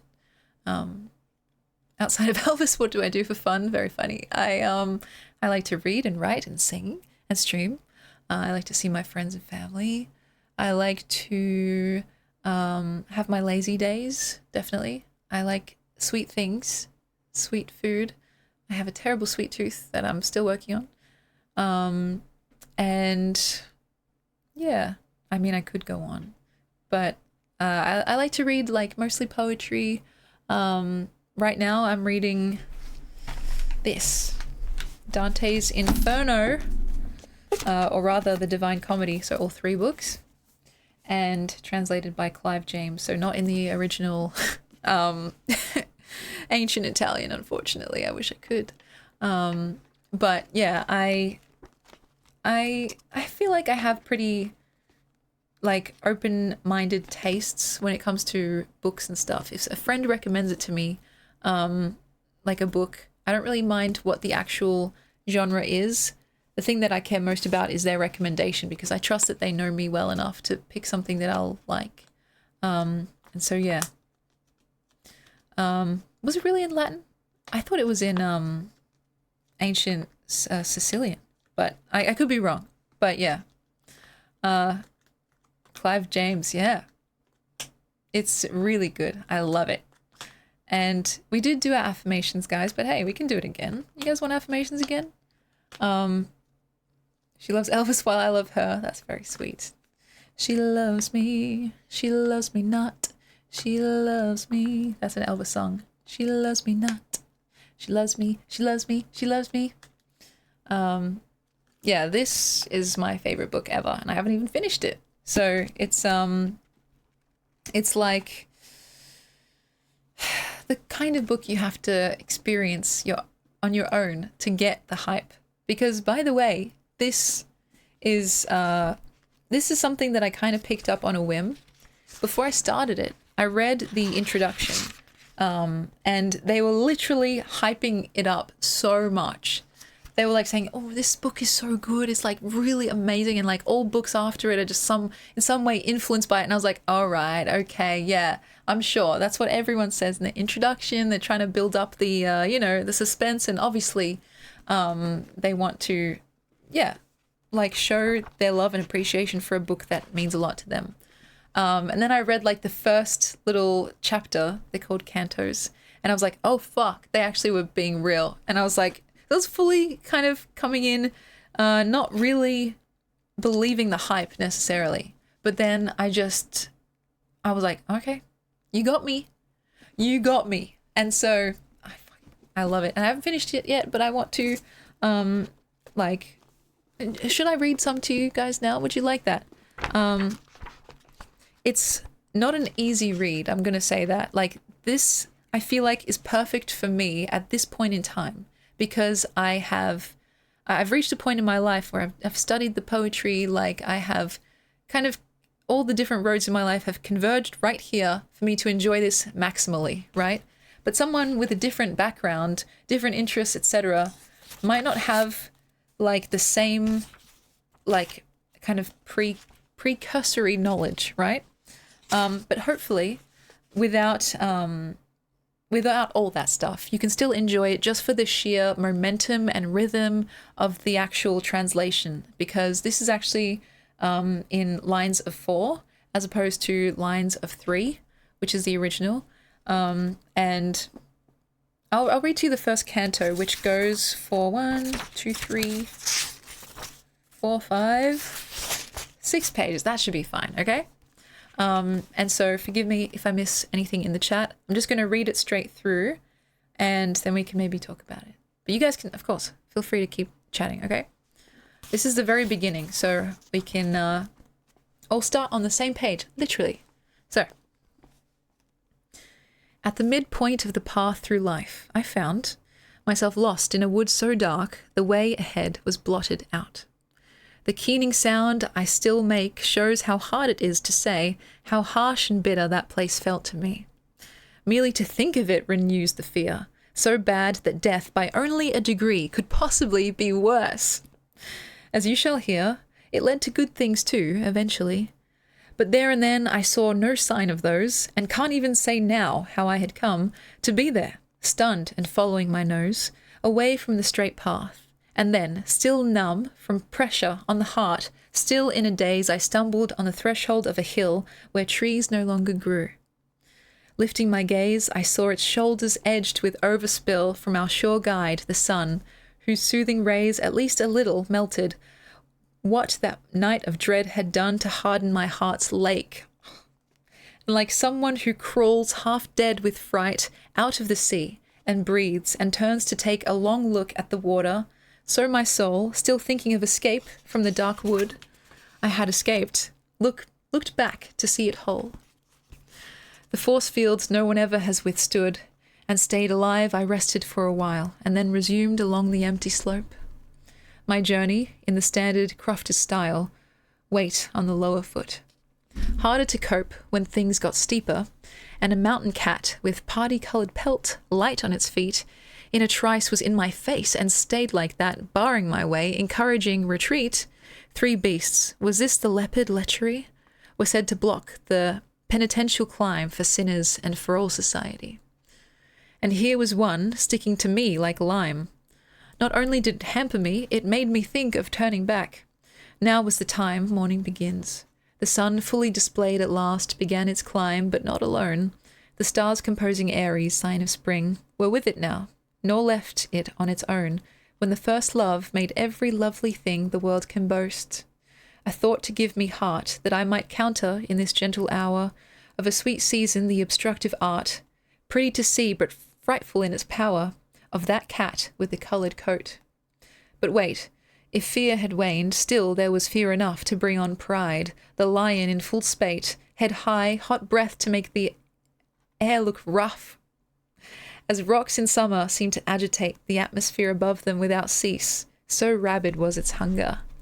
On its heels the wolf appeared, whose name is Avarice, made thin by a cupidity that steals insatiably out of its own increase. Obtained from many people it made poor. This one propelled such terror from its face into my mind, all thoughts I had before of ever rising to a state of grace were crushed. And so, as one who, mad for gain, must find one day that all he gains is lost in a flood of tears, a conscience racked with pain, just so I felt my hopes came at the cost of being forced by this unresting beast, little by little down towards that wood, whose gloom the sun can never in the least irradiate. But all at once there stood before me one who somehow seemed struck dumb by the weight of a long silence. "Pity me, and try to tell me in what form you come," I cried. "Is it a shade or man I see?" And he replied, "No, not a man, not now. I was once, though, a Lombard, parents born in Mantua, both born there." That was how his words emerged, as if with slow care torn, like pages of a book soaked shut by time, from his clogged throat. Caesar was getting on when I was young. That's Julius, a crime, his death. Then after he was gone, I lived in Rome. The good Augustus reigned. The gods were cheats and liars. As for me, I was a poet. He grew less constrained in speech, as if trade talk brought fluency. I sang about Anchises' son, the just Aeneas, pious, peerless, when proud Troy was burned to ashes, ashes turned to dust, which he shook off his feet, that marvellous boy. He did what any decent hero must, set sail. But you turn back. Tell me why. Why not press on to the delightful peak? The root cause of all joy is in the sky. Almost too shocked and overawed to speak, for now the one who fought for words was I asked him, just as if I didn't know, "Are you Virgil? Are you the spring, the well, the fountain and the river in full flow of eloquence that sings like a seashell, remembering the sea and the rainbow? Of all who fashion verse the leading light? The man of honor, what am I to say? Through learning you by heart I learned to write. My love for your book turned my night to day. You are my master author. Only you could teach me the sweet style that they call mine." I could go on, but what am I to do about this animal that shows no sign of letting me proceed? It scares me so. My veins are empty, all the blood sucked back into the heart. There's nothing you don't know, my sage, so tell me how this mad attack can be called off. Then you need to choose another route. This while he watched me weep.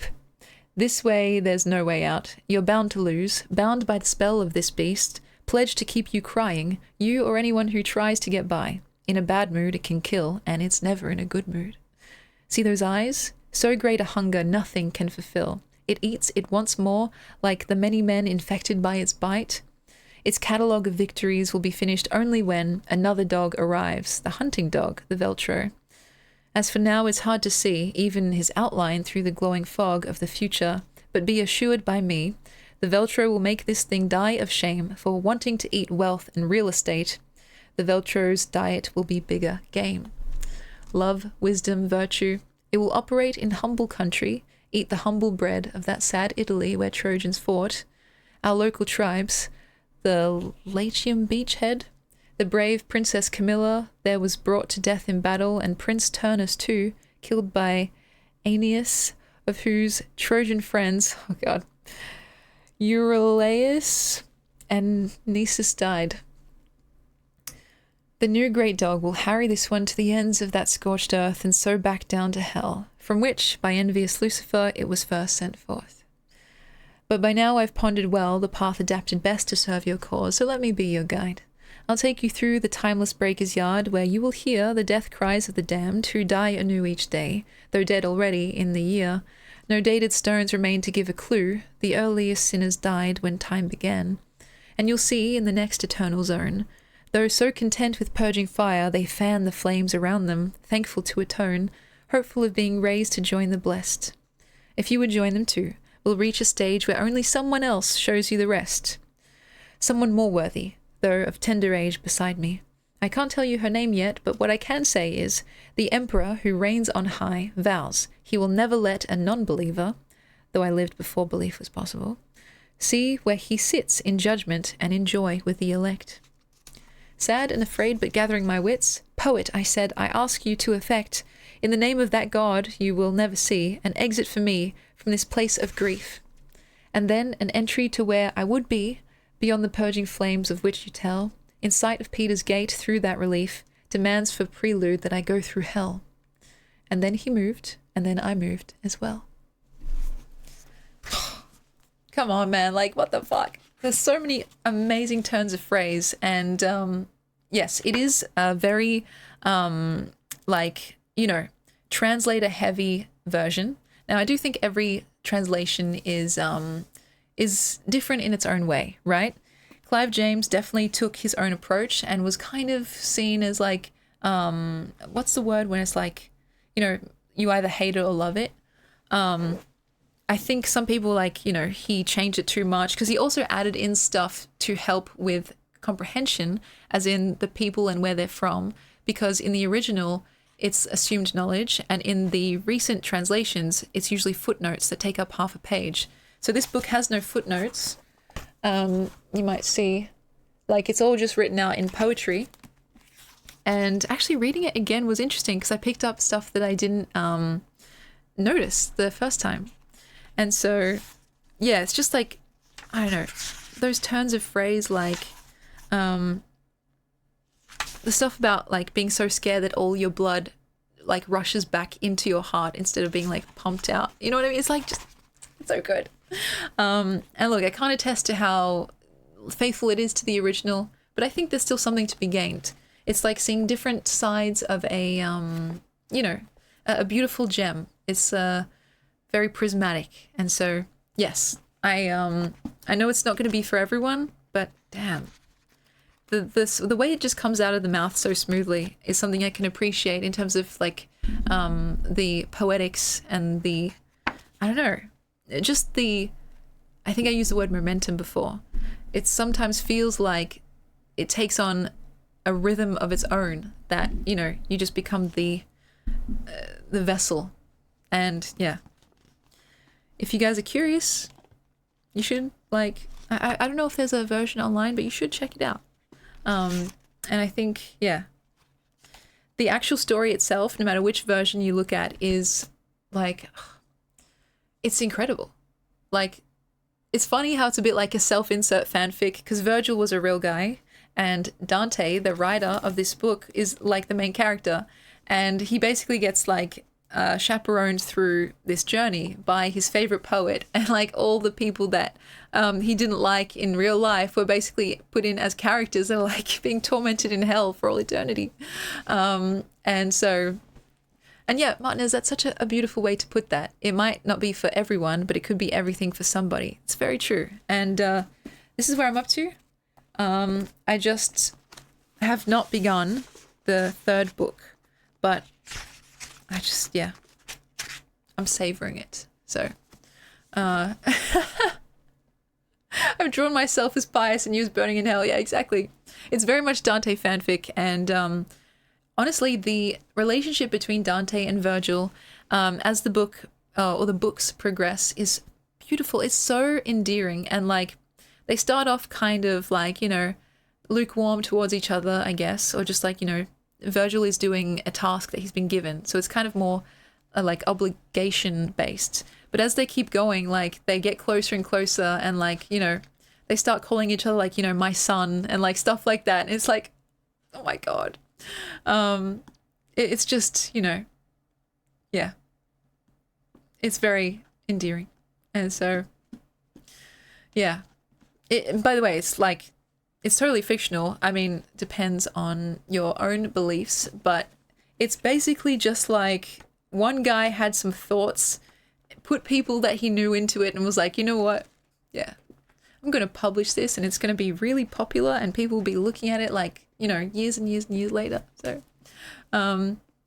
history will call them friends. Yeah, I mean, there is kind of a bit of a, you know, some tension there.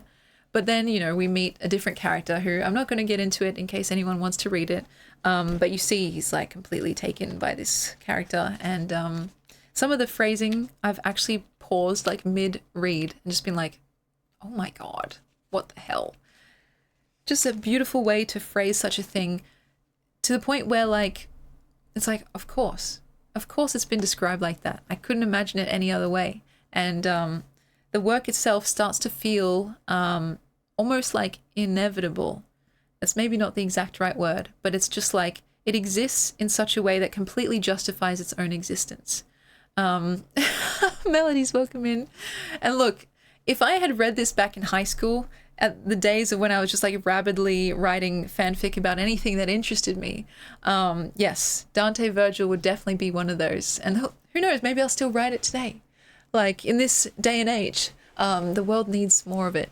But, yeah, I'm actually kind of sad I didn't find this earlier. Or if I knew about it, it was just kind of in my, like, peripheral, right?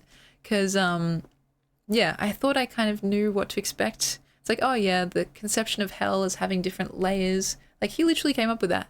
And so, that's, yeah. Oh, thank you, Darkwing. I appreciate that. I'll put away another piece of clothing. And Alevra, good night. Have a beautiful rest. But yeah, I love this book, and, you know, it might not be, I guess, official or canon, but I think I'll have fun going back to read different translations, seeing where they differ, what's been added or removed. And yeah, so this is kind of a crazy connection, right? I'll say this before I forget the clothes thing. So my brother, like I said, he's doing his PhD, and I think this is fine to say. His PhD is related to Italian studies, and his supervisor is literally teaching this semester Dante's Inferno. And I got to meet her the other day because he was doing his milestone, and she was talking about how they look at parts of the original text and then parts of the translation. Let me see. When was the original and what language? Dante's Inferno original language. Because I just want to make sure I get it right. It says, take this as you will, 14th century Florentine dialect. So, and it contains some Latin phrases and a few lines in Occitan? Ah. I might not have pronounced that right. Tuscan, right. Wow. So she told me, this supervisor, that they look at the original and then they look at the translation and they see what they can learn from it. He wrote it in English ahead of his time. He wrote it in 21st century TikTok brain rot, guys. Wait, I wonder if I could do that. Let me see if I can translate on the fly. Okay. Where is it? Okay, so no cap, I actually, for real, woke up in the middle of this random ass woods one day, and then there was like this gigantic fucking like leopard just staring at me, and that made me feel really scared, like I was about to shit bricks. So basically what I did was I got really scared and I started crying, like actually I was crying, bro, like XD. And then this guy showed up and he like started saying some shit to me, and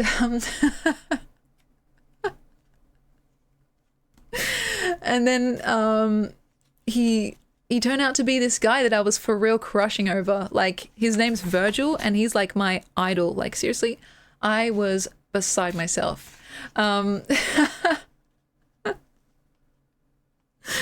Oh gosh, I could go on, but yeah, I actually enjoy reading back the stuff that originally I kind of, let it wash over me, but maybe didn't understand fully. And then as you read more, you understand more, and you have added knowledge to come back and fill in the gaps from a first reading. And so, for real, love that guy like Emmy loves it. That's no cap, okay? That's seriously no cap. All right, before I forget, a piece of clothing. Thank you again. Let me see. Just grab the first thing I can find. This is what I wore last stream. Literally inside out. And oh my gosh, we're nearly at 4 hours. Okay.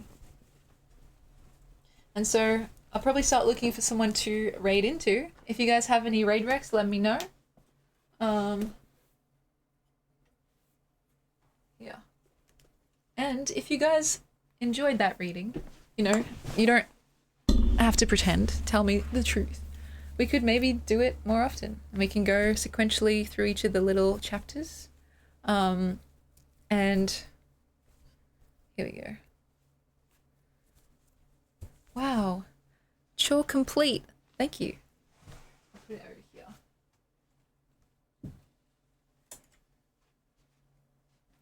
over here. Even just for the pleasure of hearing how it sounds, like, I actually, even when I read on my own, this book in particular, I read it out loud because it's a totally different experience. And it's interesting because it's written in like a poem style, but it's like when you read it out loud, it almost, the sentences run on from each other, so it almost reads like a novel. You know what I mean? Like if you had just heard me like reading it out loud, you might think that I was reading from a book of like non-lineated text, right? And so that's a testament to Clive James and his work. So I'm going to be a weirdo for a second. Do you have a corset? I do own one. I'm not wearing one currently, but yes, I do have one. Part of the Maid Stream ensemble. But yeah. Wait, can you see it? Where is it? It's on the bed somewhere. I don't even know where it is. But yeah, it's probably buried in under layers and layers. I'll be waiting for it. Looking at that bed, Emmy's going to need to be the #1 sub-channel before she can go to bed. That is the most accurate read I've heard. I've been sleeping on the couch, guys. I hope you know that. Or in the self-confessed crevasse, which is not currently there because it's kind of been like fluffed up. But usually I just make a little crevasse and I just sleep there. Oh god. And no, it's not weird. I got that corset from an op shop and it's beautiful. Like sometimes, you know, I'm not expecting to have good or bad luck when I go op shopping or thrift shopping, but it was like my exact perfect size and like just looks so beautiful. And yeah, I was wearing it on the maid stream, but you know, it's under like undergarments, and so you couldn't really see it. Hopefully it was just doing the work that it needed to be doing. Princess behavior for real. I know. What can I say? Yeah, it was destiny. That's exactly right. I just like corsets. I like them too. I wish I had more. I only have one currently, but who knows? In the future, maybe. I already have too many clothes, so if I keep donating, so far I've donated a few bags, and yeah, have more room, and maybe. And to our first time chatter, welcome in. What should I call you? Is it K the God? K the God? Literally, I have so many clothes. It's way too many at this point. And yeah, I have been trying to get it under control, and I just keep getting more from people giving me like their hand-me-downs.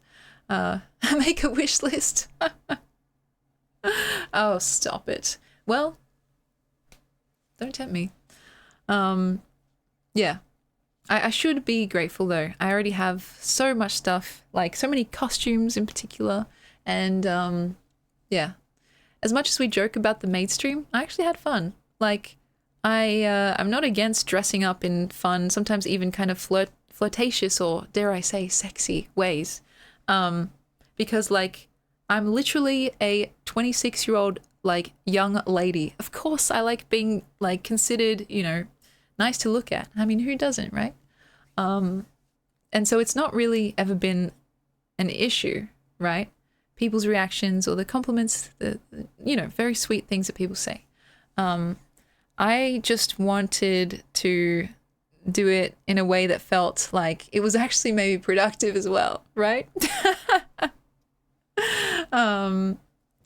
Yeah, you wanted clothes one time and a twisted genie granted your wish. That is literally the only explanation. Like the monkey's paw just kind of curled, you know?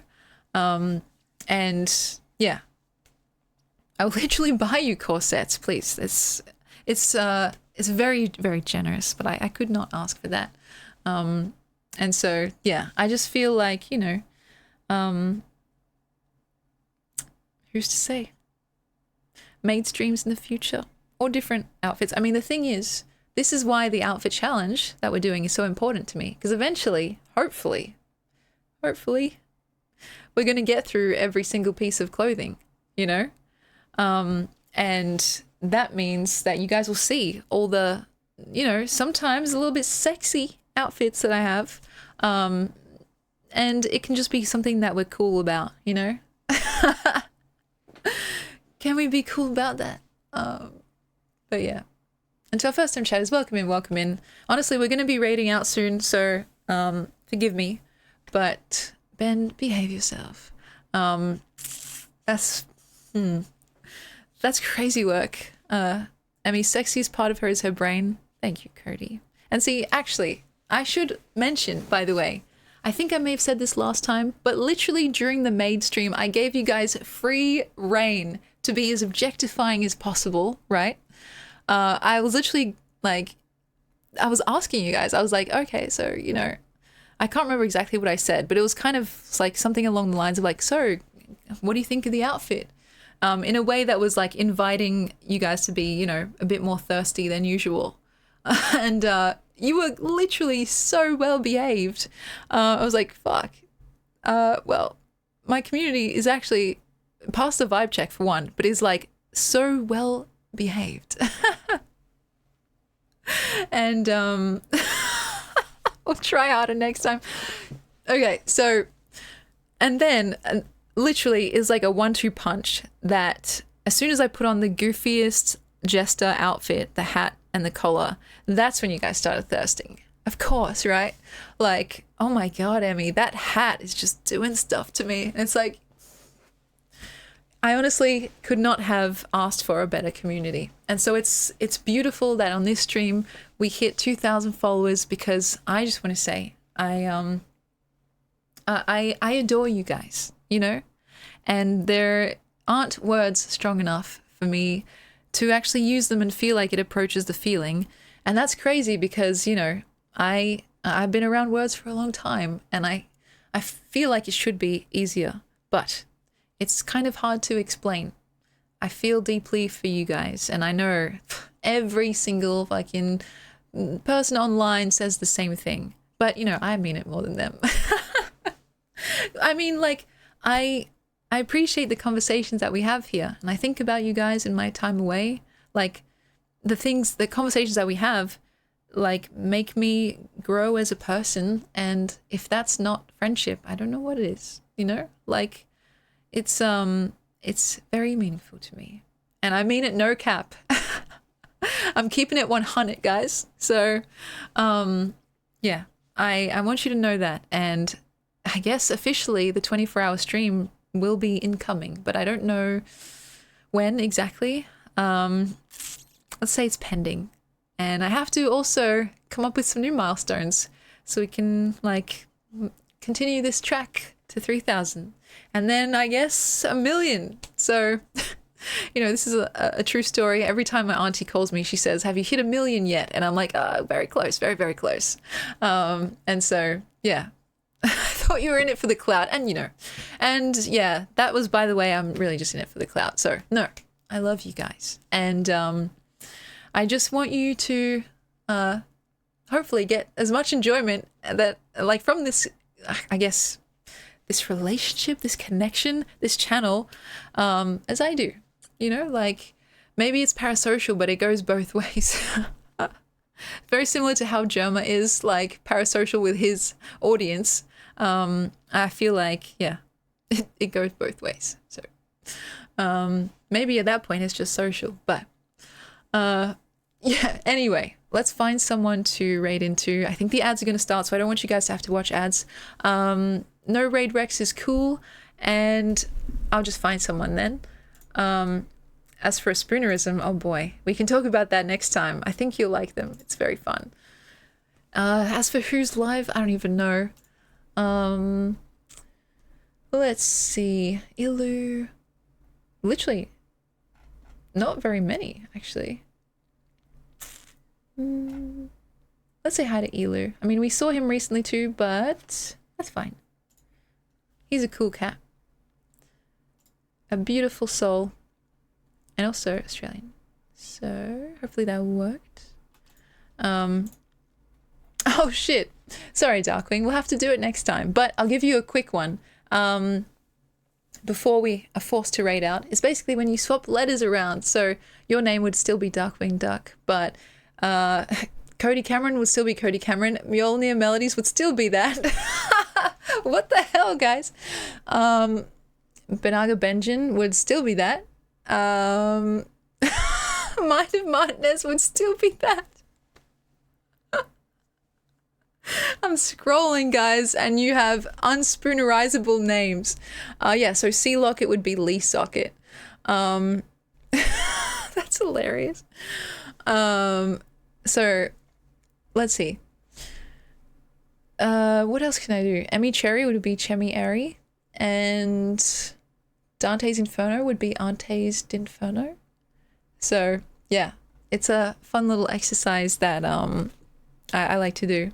Mumbo Chumbo would be Chumbo Mumbo. There we go. The fact that I had to scroll that far. Yes. Anyway, we're about to get like separated forcefully. So thank you guys so much. Behave, or at the very least don't get caught. Hugs and kisses, hugs and hisses. Take care. I appreciate you all very, very much. Bye. And yeah, more Dante and spoonerisms to come. I think that'll be really fun.